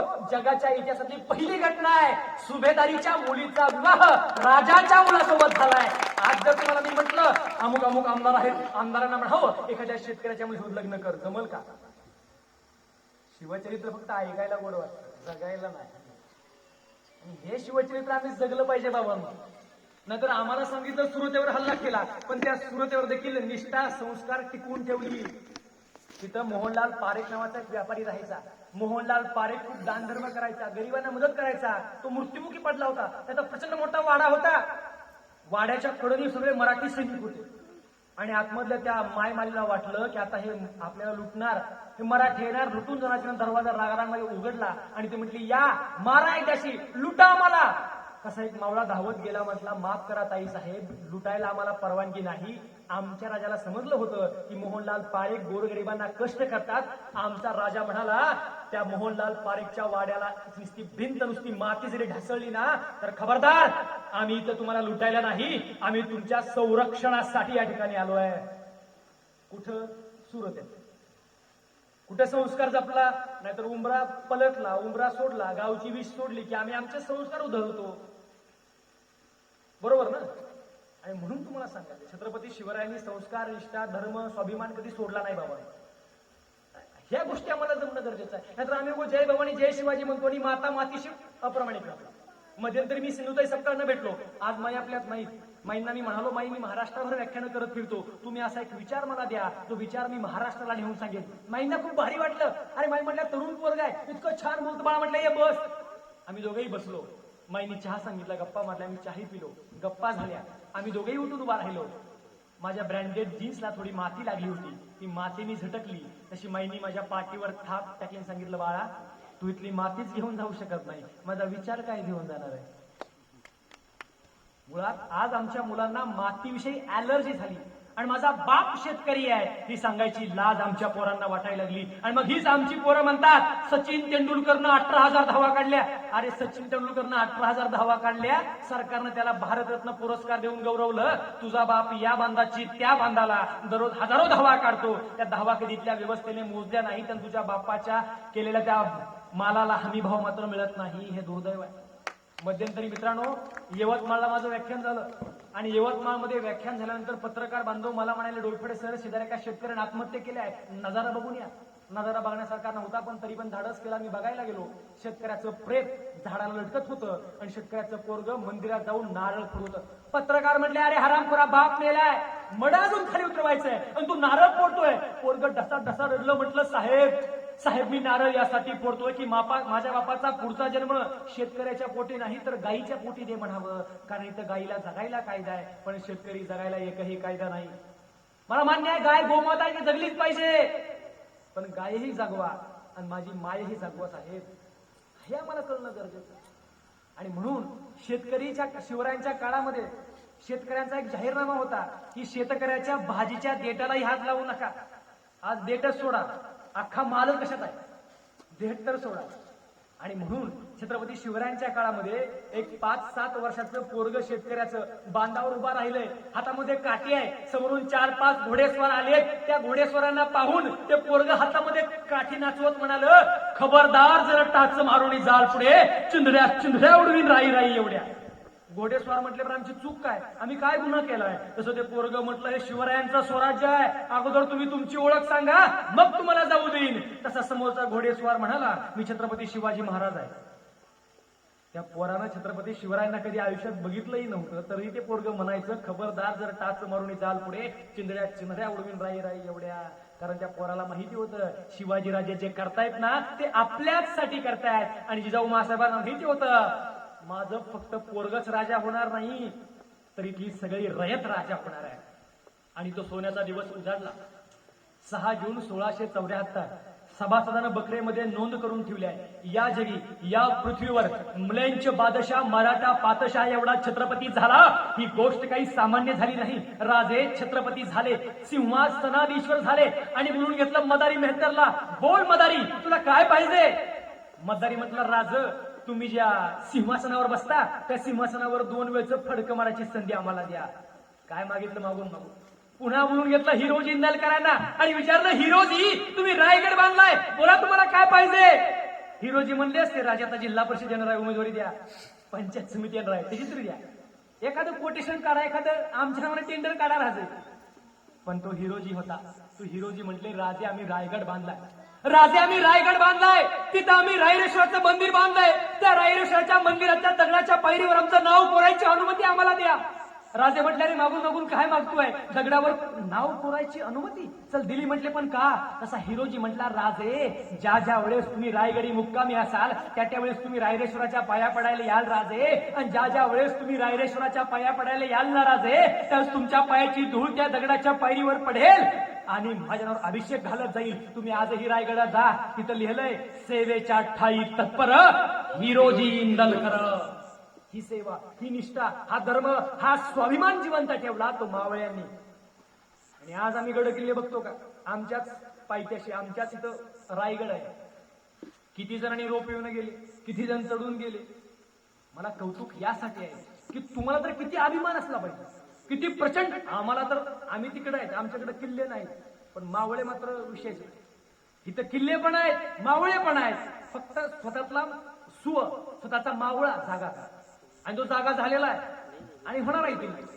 आणि म्हणून मी आमच्याकडे सांगतो की बाबा रे, एखादी पंढरीची वारी चुकली तर चुकू दे, पण आयुष्यात एकदा रायगड वारी करून खरा इतिहास तुला कळेल. हाही त्याचं मला कळणं गरजेचं आहे. नाहीतर कोणतो बर्लिनवरनं, बेल्जियमवरनं कोणतरी पीटर नावाचा एक माणूस, विदेशी विचारवंत पीटर, भारतामध्ये आला काका, 2 महिने राहिला आणि 2 महिन्यात 200 किल्ले बघून गेला पीटर. बेल्जियमवरनं आला आणि 2 महिने म्हणजे 60 दिवसात किती किल्ले बघितले? 200 किल्ले. आम्ही किती किल्ले बघतो आणि आम्ही काय म्हणतो, नाही गड किल्ले जपले पाहिजे, ते आपली अस्मिता आहे. फक्त बोलतो बरं का. बरं, माझा एक मित्र आहे, त्याला मी म्हटलं अरे गड किल्ले बघायला जा. तो म्हटलं काय राहिलं गड किल्ल्यामध्ये, का मोडलेली दगड बघायची, का फुटलेली तटबंदी बघायची. म्हटलं काय बघायची, जावा म्हटलं उत्तरेमध्ये, बघा त्यांचा ताजमहल आहे तसा आहे, बघा त्यांचा लाल किल्ला आहे तसा आहे. मी त्याला म्हटलं हे बघ बा, त्यांचं सगळं चांगलं, आपलं वाईट तुला माहिती आहे का. म्हटलं आपलं का ढासळलंय. तो म्हटलं का.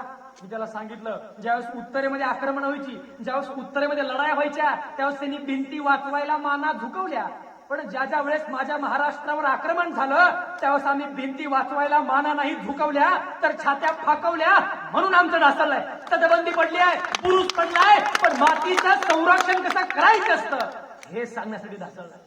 पण जेवढं पडलंय, जेवढं ढासळलंय तेवढं पुरं. नाहीतर उद्या खरंच रामायण घडलं होतं का असं म्हणणारे आम्हाला विचारतील, होय खरंच शिवाजी महाराज घडले होते का. आणि पुरावे म्हणून दाखवायला गड किल्ले आमच्या जवळ नसतील, किंवा एखादं उद्या नवीन सरकार येईल आणि गड किल्ले भाड्याने द्यायची भाषा करेल. आणि म्हणून अस्मिता जाग्या ठेवा, निष्ठा जाग्या ठेवा, हे खूप महत्वाचं आहे. शिवरायांचा पराक्रम, धाडस अद्वितीय आहे. त्याच्याबद्दल किती जरी बोललं तरी काही कमी आहे. शेवटचे 15-20 मिनिटं बोलेल अजून. शिवरायांचं निधन झालं, एक हेर धावतच आलमगीर औरंगजेब बादशाहकडे धावतच गेला, म्हणाला बादशाहजी बडी खुशी की खबर है, बादशाहजी बडी खुशी की खबर है, और नराधम शिवा मर गया. हे ऐकता क्षणी आलमगीर औरंगजेब बादशाह पुढे गेला, चादर हतरली, गुडघे टेकवले, हात फैला, तो म्हटला या अल्लाह अपने जन्नत के दरवाजे खुले रखना, क्योंकि मिट्टी को माँ कहने वाला और औरत जात की इज्जत करने वाला एक नेक बंदा है. उगीच मी म्हणत नाही. हर हर महादेव आवाज सुटला, हर हर महादेव आवाज सुटला, मुघलांच्या कपाळावर घाम फुटला, मराठ्यांच्या झळकल्या नंग्या तलवारी, मोगल पळती महागारी. शिवबा शिवबा, अजून जर तुम्ही 10 वर्ष जगला असता तर मुघलांनी देखील कपाळावरती भगवाच लावला असता, मुघलांनी देखील कपाळावरती भगवाच लावला असता. शिवरायांचं निधन झालं, पण स्वराज्य उभं राहायचं थांबलं का. अजिबात नाही. पुन्हा उभा राहिला सर्जा शिवपुत्र शंभूराजे. खरं तर संभाजीराजांचा इतिहास हा ज्वला ज्वलंत तेजस्वी इतिहास, विशेष बोलायचा विषय. पण तरी देखील शंभूराजांचं जे बलिदान झालं ते काय होतं. आलमगीर औरंगजेब बादशाहनं शंभूराजांना गिरफ्तार केलं, कैद केलं, शिक्षेचा अंमल सुरू झाला. काय होती शिक्षा, हातपाय कलम करा, डोळ्यामध्ये लालगुंद सळया घाला, जीभ हासुड्यानं ओढा, कानामध्ये शिसवता, चांबडं सोलान, चांबड्यावर मिठाचं पाणी टाका.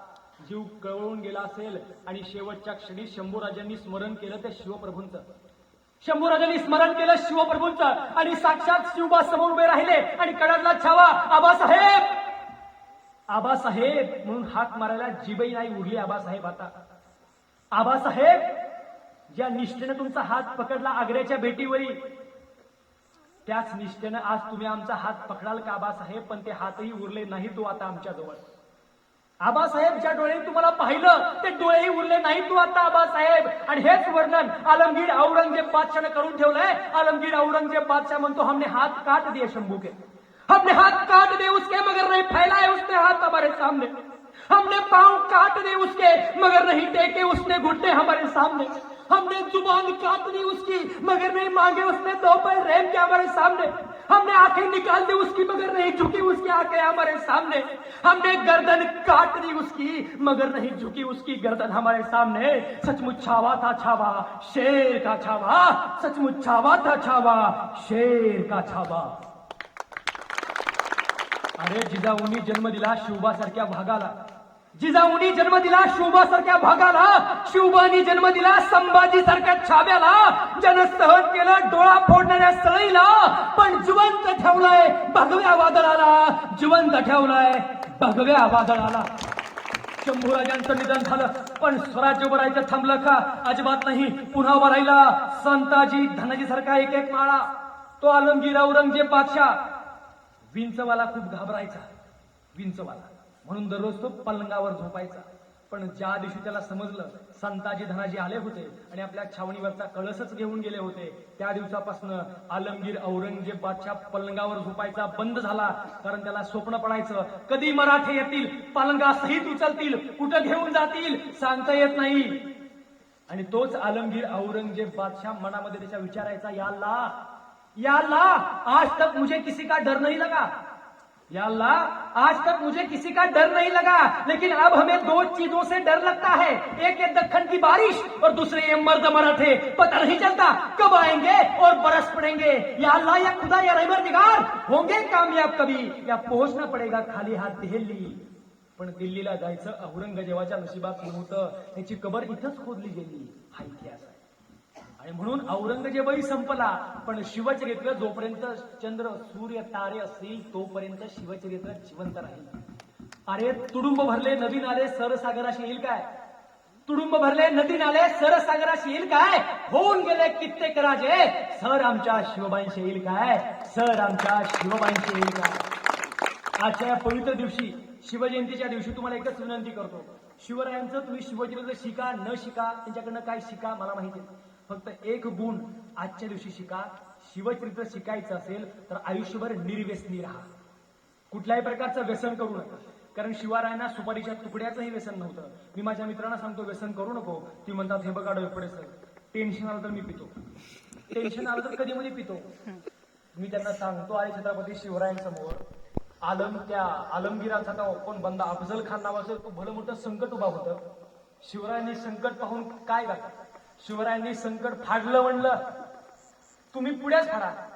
तो म्हणला हे बघा डोळपुडे साहेब अख्ख्या महाराष्ट्राला ओरडून सांगा म्हणला गुटखा मावा खावा म्हणून किंवा खाऊ नका म्हणून, पण मला काय सांगू नका म्हटलं, मी माझ्या बापाला घाबरत नाही, तुम्हाला काय घाबरत? त्याने क्षेत्रातली पुडी काढली मिक्स काय ती पुडी खाणार एवढे त्याच्यासमोर वडील आले, वडिलांना पाहत असताना पुडी लपवली। मी म्हणलं आता तर बोलत बापाला घाबरत नाही, कसं काय घाबरला म्हणलं? ती म्हणला घाबरलो मी बोललो नाही डोळपुडे साहेब, बापानं जर पुडी बघितली असती त्यातली निम्मी मागून खाल्ली असती म्हणला, मग दिवसभर मी काय खायचं? आणि म्हणून आपण म्हणतो की शिवचरित्र जगलं पाहिजे पण स्वतः निर्व्यसनी राहण्याचा प्रयत्न करा, ते खऱ्या अर्थानं शिवचरित्र जगणं। मी बऱ्याच ठिकाणी निर्व्यसनेवर किंवा व्यसनमुक्तीवर बोलतो, याच्या मागचं कारण एकच आहे की आजच्या दिवशी मला इथल्या सगळ्या तरुणांना विनंती करायची आहे, ज्याचं अंतर्मन स्वच्छ असेल साफ असेल त्यांनी मनामध्ये ठरवा की आता मी जर म्हणलो कोण कोण पुढे खात आहे, सगळ्या म्हणतील आम्ही नाही, आम्ही सगळे कोणीच हातपुडी करणार, पण आपल्याला माहिती आपण काय करतो, तर मनामध्ये ठरवा आजपासून तंबाखू गुटखा मावा खाणार नाही। आणि जे ठरवतील आणि जे सांगतील तसं लिहून ठेवतील किंवा संयोजकांना सांगतील त्यांना वर्षभर जर त्यांनी तसं पाळलं तर पुढच्या शिवजयंतीला सगळ्यात मोठा सन्मान त्या पोराचा करा, ती खरी शिवजयंती। कुठपर्यंत फक्त आजरा वाजवायच्या कुठपर्यंत मिळून काढायचं, ही खरं शिवचरित्र आहे, हे जगलं पाहिजे। तर आता आमचं आम्हाला बरोबर नाही गेलं, आम्ही म्हणतो हिटलर बोलूच नका, लय ग्रेट, नेपोलियन बोनापार्ट तर काही सांगूच नका, सिकंदर बादशाह तर बोलूच नका। अरे कोण तो नेपोलियन बोनापार्ट, कोण तो हिटलर, कोण तो सिकंदर बादशाह, ही सगळी माणसं मोठी असतील, पण संकटाच्या काळी ही माणसं व्यसनांध झाली। छत्रपती शिवरायांना जीवघेणी संकटे आली पण संकटाच्या काळातही चित्त स्थिर ठेवून विचार करण्याचं सामर्थ्य महाराजांच्या ठाई होतं, हे आपण घेतलं पाहिजे।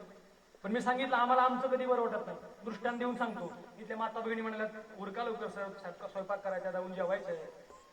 माता भगिनीला सांगतो आमचं आम्हाला काही चांगलं वाटत नाही, सांगतो नवरा बायको असतात, नवीन नवीन लग्न झालेलं असतं, सुरुवातीला खूप चांगलं असतं, राजा राणी, तू माझ्या राजा मी तुझी राणी, सगळं भारी असतं, पण जुनं होईल तर सारखं भांडणं, तांबे आपण ताटले आपण भाजीत मीठच कमी आहे, चपातीच करत नाही, भाजीच नीट झाली नाही, भाकरच नीट, सारखं भांडणं। नवऱ्याला खूप कंटाळा येतो. तो म्हणतो, अरे मित्रा काहीतरी आयडिया सांग, भांडणाचा लय कंटाळा आलाय. मित्र हुशार, तो म्हटला काहीच करू नको, फक्त बायकोचं कौतुक कर, म्हणला भांडणं सुटणार. तो म्हणला आयडिया खूप सोपी आहे, कॉलेज असताना लय पोरींचं कौतुक केलं. म्हटलं उद्या बघ.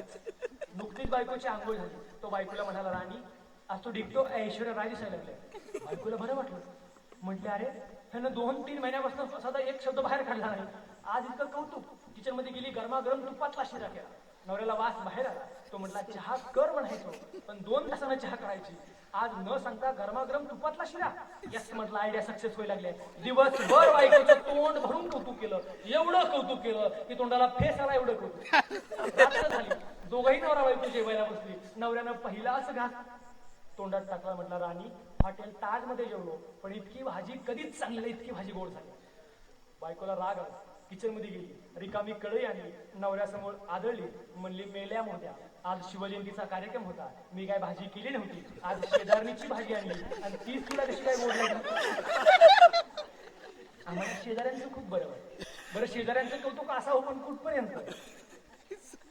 आणि म्हणून मला सांगायचं की बरं ठीक आहे, आपल्या घोटमांमध्ये पण काही कौतुक करणारी पोरं आहेत. मला संयोजकांचं खूप कौतुक वाटतं की देशभक्तांचं जेव्हा सत्कार होत होते, डॉक्टर साहेबांचा विशेषतः, म्हणजे आपल्यावर केलेल्या उपकारांची जाणीव ठेवण्याची ताकद त्या मुलांमध्ये, ही अतिशय चांगली गोष्ट आहे. नाहीतर आजकाल उपकाराला अपकार निर्माण करणारी संस्कृती तयार व्हायला लागली आहे, पण त्यांनी भारतीय संस्कृती टिकवून ठेवली आहे. म्हणजे मी नेहमी सांगतो की बाबा फुल सुंदर आहे ही झाली प्रवृत्ती, म्हणजे फुलानं सुंदर असायला पाहिजे. फुल सुंदर आहे ही झाली प्रवृत्ती, ते फूल माझ्या डोक्यात माळलं जावं ही झाली विकृती. पण ते फूल मला नाही मिळालं तरी चालेल, पण ते फूल ईश्वर चरणी लीन झालं पाहिजे ही झाली भारतीय संस्कृती. आणि ही संस्कृती माझे मित्र जपतायत, अभिमानाची गोष्ट आहे. सगळ्या मावळ्यांचं कौतुक करतो. बरं एवढी गोष्ट आहे, पुन्हा मला प्रश्न पडतो कुठपर्यंत बोलायचं. मला हेही माहिती आहे की बोलणे वाला आदमी देश का प्रधानमंत्री बन सकता, पण किती बोलू तिथपर्यंत काय पोहोचणार नाही मी, आणि नको बनतो. माझा एक मित्र आहे, तो कीर्तनकार आहे. एका ठिकाणी मला व्याख्यान आलं आणि मला तारीख शिल्लक, मी म्हटलं मित्रा तू जा, पण म्हटलं कीर्तन करू नको. तो म्हटलं का सर, बिग बॉस म्हणत. मी म्हटलं तसं काही नाही बिग बॉस म्हणत वगैरे, फक्त म्हटलं व्याख्यान कर, तिथं व्याख्याता पाहिजे म्हटलं. कीर्तन 2-3 तास चालतं म्हटलं, व्याख्यान 1 तास असतं म्हटलं. तो म्हटलं मग मला असं जमल का मला. मी म्हटलं खूप सोपं आहे, फक्त अभंग गाळायचे म्हटलं, बाकी आहे असं बोलायचं. विठ्ठल विठ्ठल हे फक्त गाळ म्हटलं, बाकी आहे तसं बोल होते म्हणतात. तो गेला भारतीय वेळेनुसार. 7चा कार्यक्रम 8ला सुरू झाला. तो पुढे गेला, 9 वाजले. 9ला संप्र सहज गरजेचं होतं. 9:30 वाजले. 4 इकडून 4 तिकडून, तिकडून त्याच्या पाठीमागून. 10 वाजले, समोर 10-12 जण. 11 वाजले, समोर 2-3 जण. 11:30 वाजले. हा कीर्तनकार, ह्याला सांगितलं व्याख्याता, विसरलं ते. 12 वाजले, समोर एकच कार्यकर्ता उभा. त्याकडे तो गेला. म्हटला माझ्या आयुष्यातलं पहिलं व्याख्यान, म्हटला टी.बी. डोईफळे सरांची पुण्य. म्हटला शेवटीपर्यंत तू एकट्याच ऐकलंय, लय भारी वाटलं, पावन झालं म्हटलं. पण कसं काय तू एकट्यानं ऐकलंय म्हटलं. ती म्हणला न ऐकून काय करतो मी, साऊंड सिस्टम वाला आहे म्हणला. बाबा होईल, आवाज घरी जाईल, असं काही होऊ नये. तर मी आपलं बोलत राहायचो, बोल बोल बोल. आणि आपलं तुम्ही आपलं बास बास बास. 6चा कार्यक्रम तू आता 10ला घेऊन जाता, 6 ते 9 बरोबर. नाही तुम्ही असे म्हणणार नाही, ते मला माहिती आहे. फक्त शेवटचे 10 मिनिटं अजून बोलेल. बोलू का. आणि मग आजच्या काळामध्ये फक्त शिवचरित्र सांगून उपयोगाचं नाही. शिवचरित्रापासून काय शिकलं पाहिजे हा मोठा प्रश्न आहे. बरं आता आमची आजची पिढी अनुकरण प्रिय पिढी बनते. म्हणजे तुला काय बनायचं, आमिर खान बनायचो. तुला काय बनायचं, मला कॅटरीना कैफ बनायचो. अनुकरण प्रिय, मला सचिन तेंडुलकर बनायचो. बरं क्रिकेट तर म्हण ना. म्हणजे कधी कधी मला न राहून प्रश्न पडतो, सचिन तेंडुलकरच्या आईनं जर त्याला म्हटलं असतं तू हिरो हो, किंवा लता मंगेशकरच्या आईने तिला म्हटलं असतं तू एखादी उत्कृष्ट क्रिकेटपटू हो, शक्य झालं असतं. आमच्या मुलांना फक्त तुम्ही अनुकरण प्रिय बनवू नका. म्हणजे जर जिजाऊ महासाहेबांनी शिवरायांना सांगितलं असतं बघ बाप चाकरी करतोय, बाकी सगळेजण लोकांची चाकरी करतात, तू पण लोकांसाठी चाकरी कर, काय झालं असतं. स्वराज्य घडलं नसतं. आता इथं बरीच मुलं मुली आहेत. आम्ही लहानपणापासून टोपेवाला आणि माकडे गोष्ट ऐकत आलोय. सगळ्यांनी ऐकले. झोपले का. झोपू नका, झोपेतनं जागे व्हायची वेळ आली आता. टोपेवाला आणि माकडे गोष्ट ऐकली. गोष्ट काय होती, टोपेवाला टोपी विकायला गेला, एका झाडाखाली जेवला, झोपला. टोपी माकडं आली, टोप्या घेऊन पळाली. त्यानं माकडांकडे बघितलं आणि म्हटलं आता काय करायचं. मी त्याला युक्ती सुचली, सुद्धा टोपी काढली, टोपलीत टाकली. पण आता टोपा विकायला जो गेलाय तो टोपेवाला नाही, त्याचा नातू गेला. नातू टोप्या विकायला गेला, पण त्यानं सांगितलं गुरुमंत्र या जवळ आहे, माकड्याने टोप्या घ्यायचं तर काय करायचं, टोपी काढायची, टोपलीत टाकायची, तुझा अनुकरण आकडे करतो. एका झाडाखाली गेला, आजोबांसारखा जेवला आणि झोपला. माकडं आली, टोप्या घेऊन गेली, पण तो म्हणला घाबरणार नाही. आजोबांचा गुरुमंत्र आपल्या जवळ आहे म्हटलं. स्वतःची टोपी त्याने घेतली, घातली, काढली आणि टोपलीत टाकली. माकडांकडे बघितलं, पण कुणीच अनुकरण करेल. त्याला वाटलं दिसलं नसेल. त्यानं पुन्हा टोपी घेतली, पुन्हा डोक्यावर घातली, माकडांकडे बघितलं, पुन्हा काढली, फेकली टोपली. कुणीच अनुकरण करेल. एकदा दोनदा त्यानं केलं. हे सगळं बघून एक माकड हुशार ते खाली उडी वरून आलं. म्हटलं हे बघ, आजोबा काय तुलाच होते का? आजोबा आम्हालाही होते आणि आमच्या आजोबांनी सांगितलं आयुष्यात जर काय मिळवायचं असेल तर कुणाचंही अनुकरण करू नको. मला तुम्हाला एवढंच सांगायचं की तुमच्या आयुष्यात तुम्हाला जर काही वेगळं मिळवायचं असेल तर कुणाचंही अनुकरण करू नका. वेगळा रस्ता निर्माण करा, वेगळ्या वाटा शोधा, त्या वाटेवरून चालायला शिका. अडथळे येतील, रस्ता नसेल, दगडं लागतील, दगडांना काय तुम्ही मारू करू नका, पण तसे उचला आणि बाजूला ठेवा आणि चालत राहा. तो रस्ता निर्माण होईल. कारण कुठलाच रस्ता ही सुरुवातीला रस्ता नसतो, ती एक वाट असते, एक पाऊल वाट असते. लोक जातात जातात जातात आणि रस्ता तयार होतो. तो रस्ता शिवरायांनी निर्माण केला. त्या वाटेला चालायचंय. बराच वेळ झाला बोलतोय. शेवटी फक्त शिवरायांची सुंदर कविता आहे की राजे चला तुम्हाला तुमचा महाराष्ट्र दाखवतो. आता बराच वेळ झालोय. शिवरायांना त्यांचा महाराष्ट्र दाखवणं गरजेचं आहे. राजे चला तुम्हाला तुमचा महाराष्ट्र दाखवतो. राजे चला तुम्हाला तुमचा महाराष्ट्र दाखवतो. राजे असा कंटाळा करून चालणार नाही. माझ्याशिवाय तुम्हाला इथं खरं कुणीच बोलणार नाही. गाईड होण्याची संधी मी कशाला हुकवतो. राजे चला तुम्हाला तुमचा महाराष्ट्र दाखवतो. सुरुवात शिवनेरीपासून करायची की रायगडापासून करायची, उलटी की सुलटी, कोणती मळवाट धरायची, असं कोड्यामध्ये पडू नका. कुणालाच उपदेश नको, आपापसात लढू नका. तेव्हाही पटलं नाही, आताही पटणार नाही.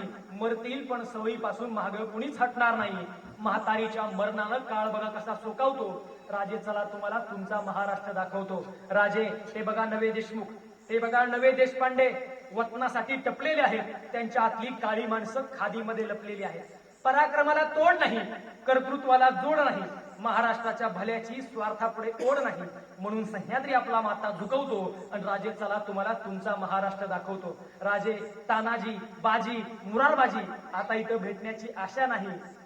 बाप त्यांच्या पराक्रमाची रायबाला किंमत नाही. जो तो सोयीप्रमाणे इतिहासाला वाकवतो.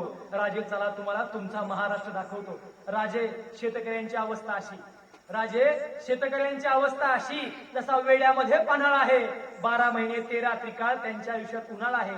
राजे चुकूनही पाहू नका त्यांची अवस्था कशी आहे. विषयासाठी पैसा नसेल तर घरच्या आडूलाच फाशी आहे.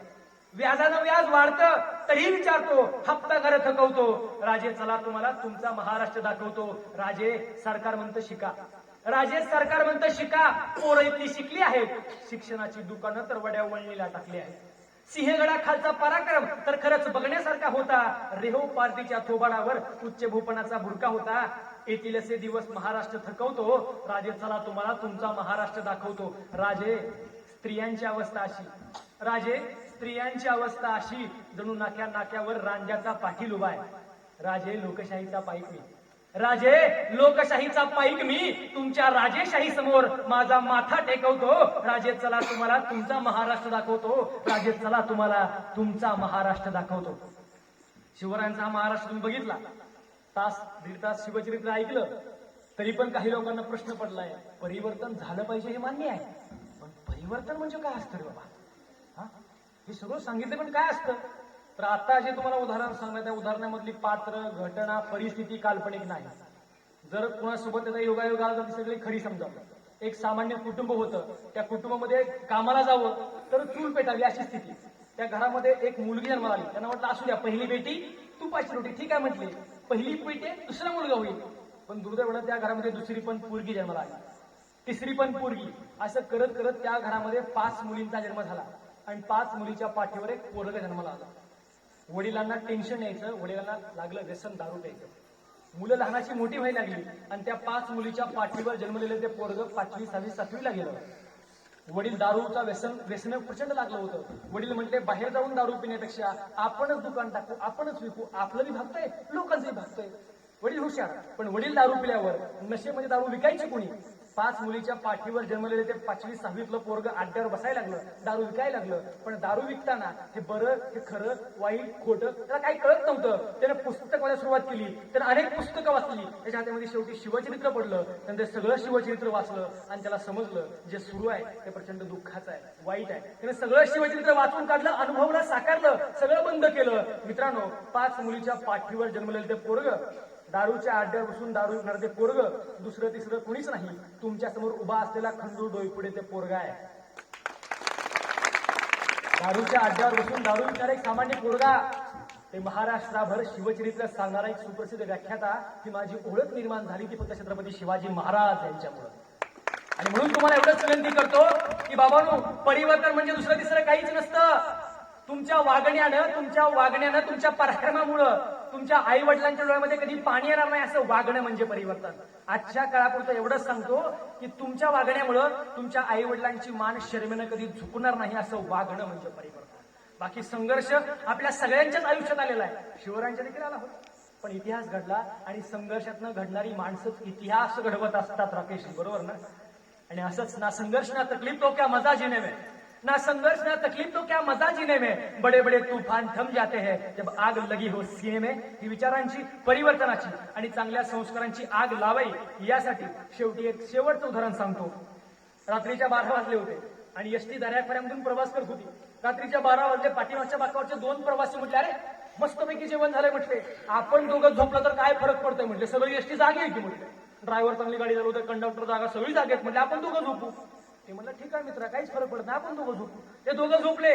पुढच्याने हळूच पाठीमागं बघितले की म्हणलं, अरे पाठीमागचे दोघं झोपले, ते बी झोपले, ते दोघं बी झोपले.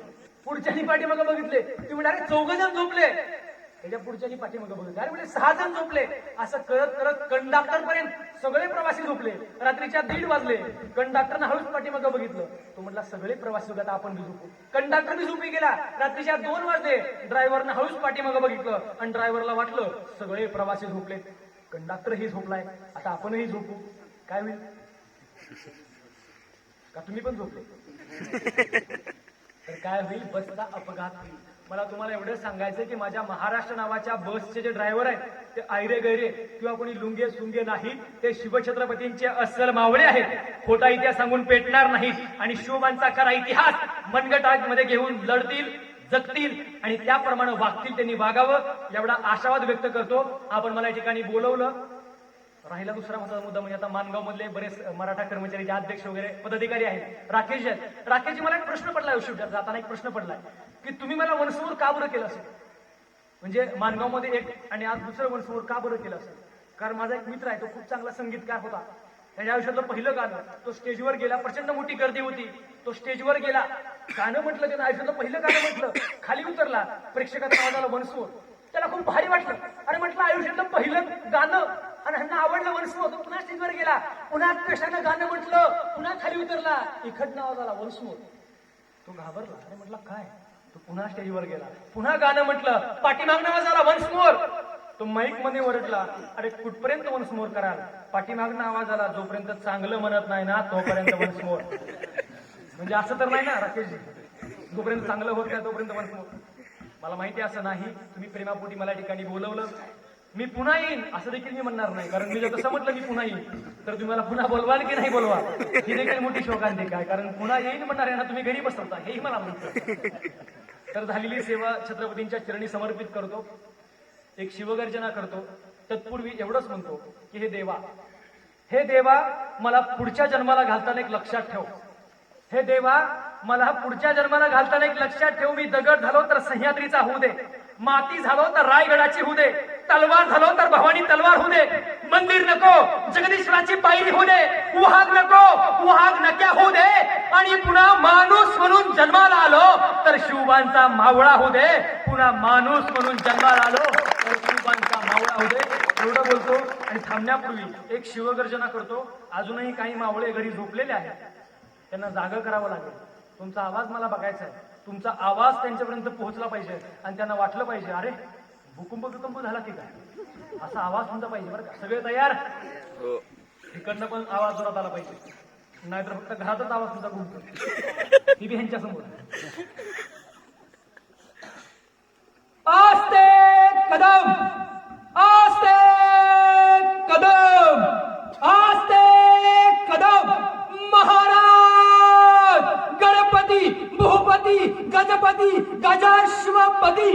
अष्टावधान जागृत अखंड लक्ष्मी अलंकृत प्रौढ प्रताप पुरंदर क्षत्रिय कुलावतंस सिंहासनाधीश्वर महाराजाधिराज महाराज श्रीमंत राजा शिव छत्रपती शिवाजी महाराज की छत्रपती शिवाजी महाराज की ज्वाला ज्वलंत तेजस महापराक्रमी चारित्र्य संपन्न शिवपुत्र छत्रपती संभाजी महाराज की हर हर हर हर बोला भारत माता की पुनश्च एकदा सगळ्यांचा आभार मानतो. आणि शेवटी एक सूचना, मध्यंतरीच माझं प्रकाशित झालेलं पहिलं पुस्तक माझं वक्तृत्व माझी ताकद हे प्रकाशित झालं.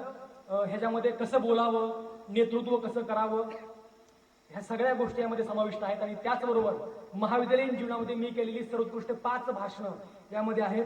हे पुस्तक याची किंमत, मूळ किंमत 125 रुपये आहे, पण आज आपण ते 100 रुपयामध्ये उपलब्ध करून दिलेलं आहे. ज्यांना हवाय त्यांनी स्टेजशी संपर्क करा.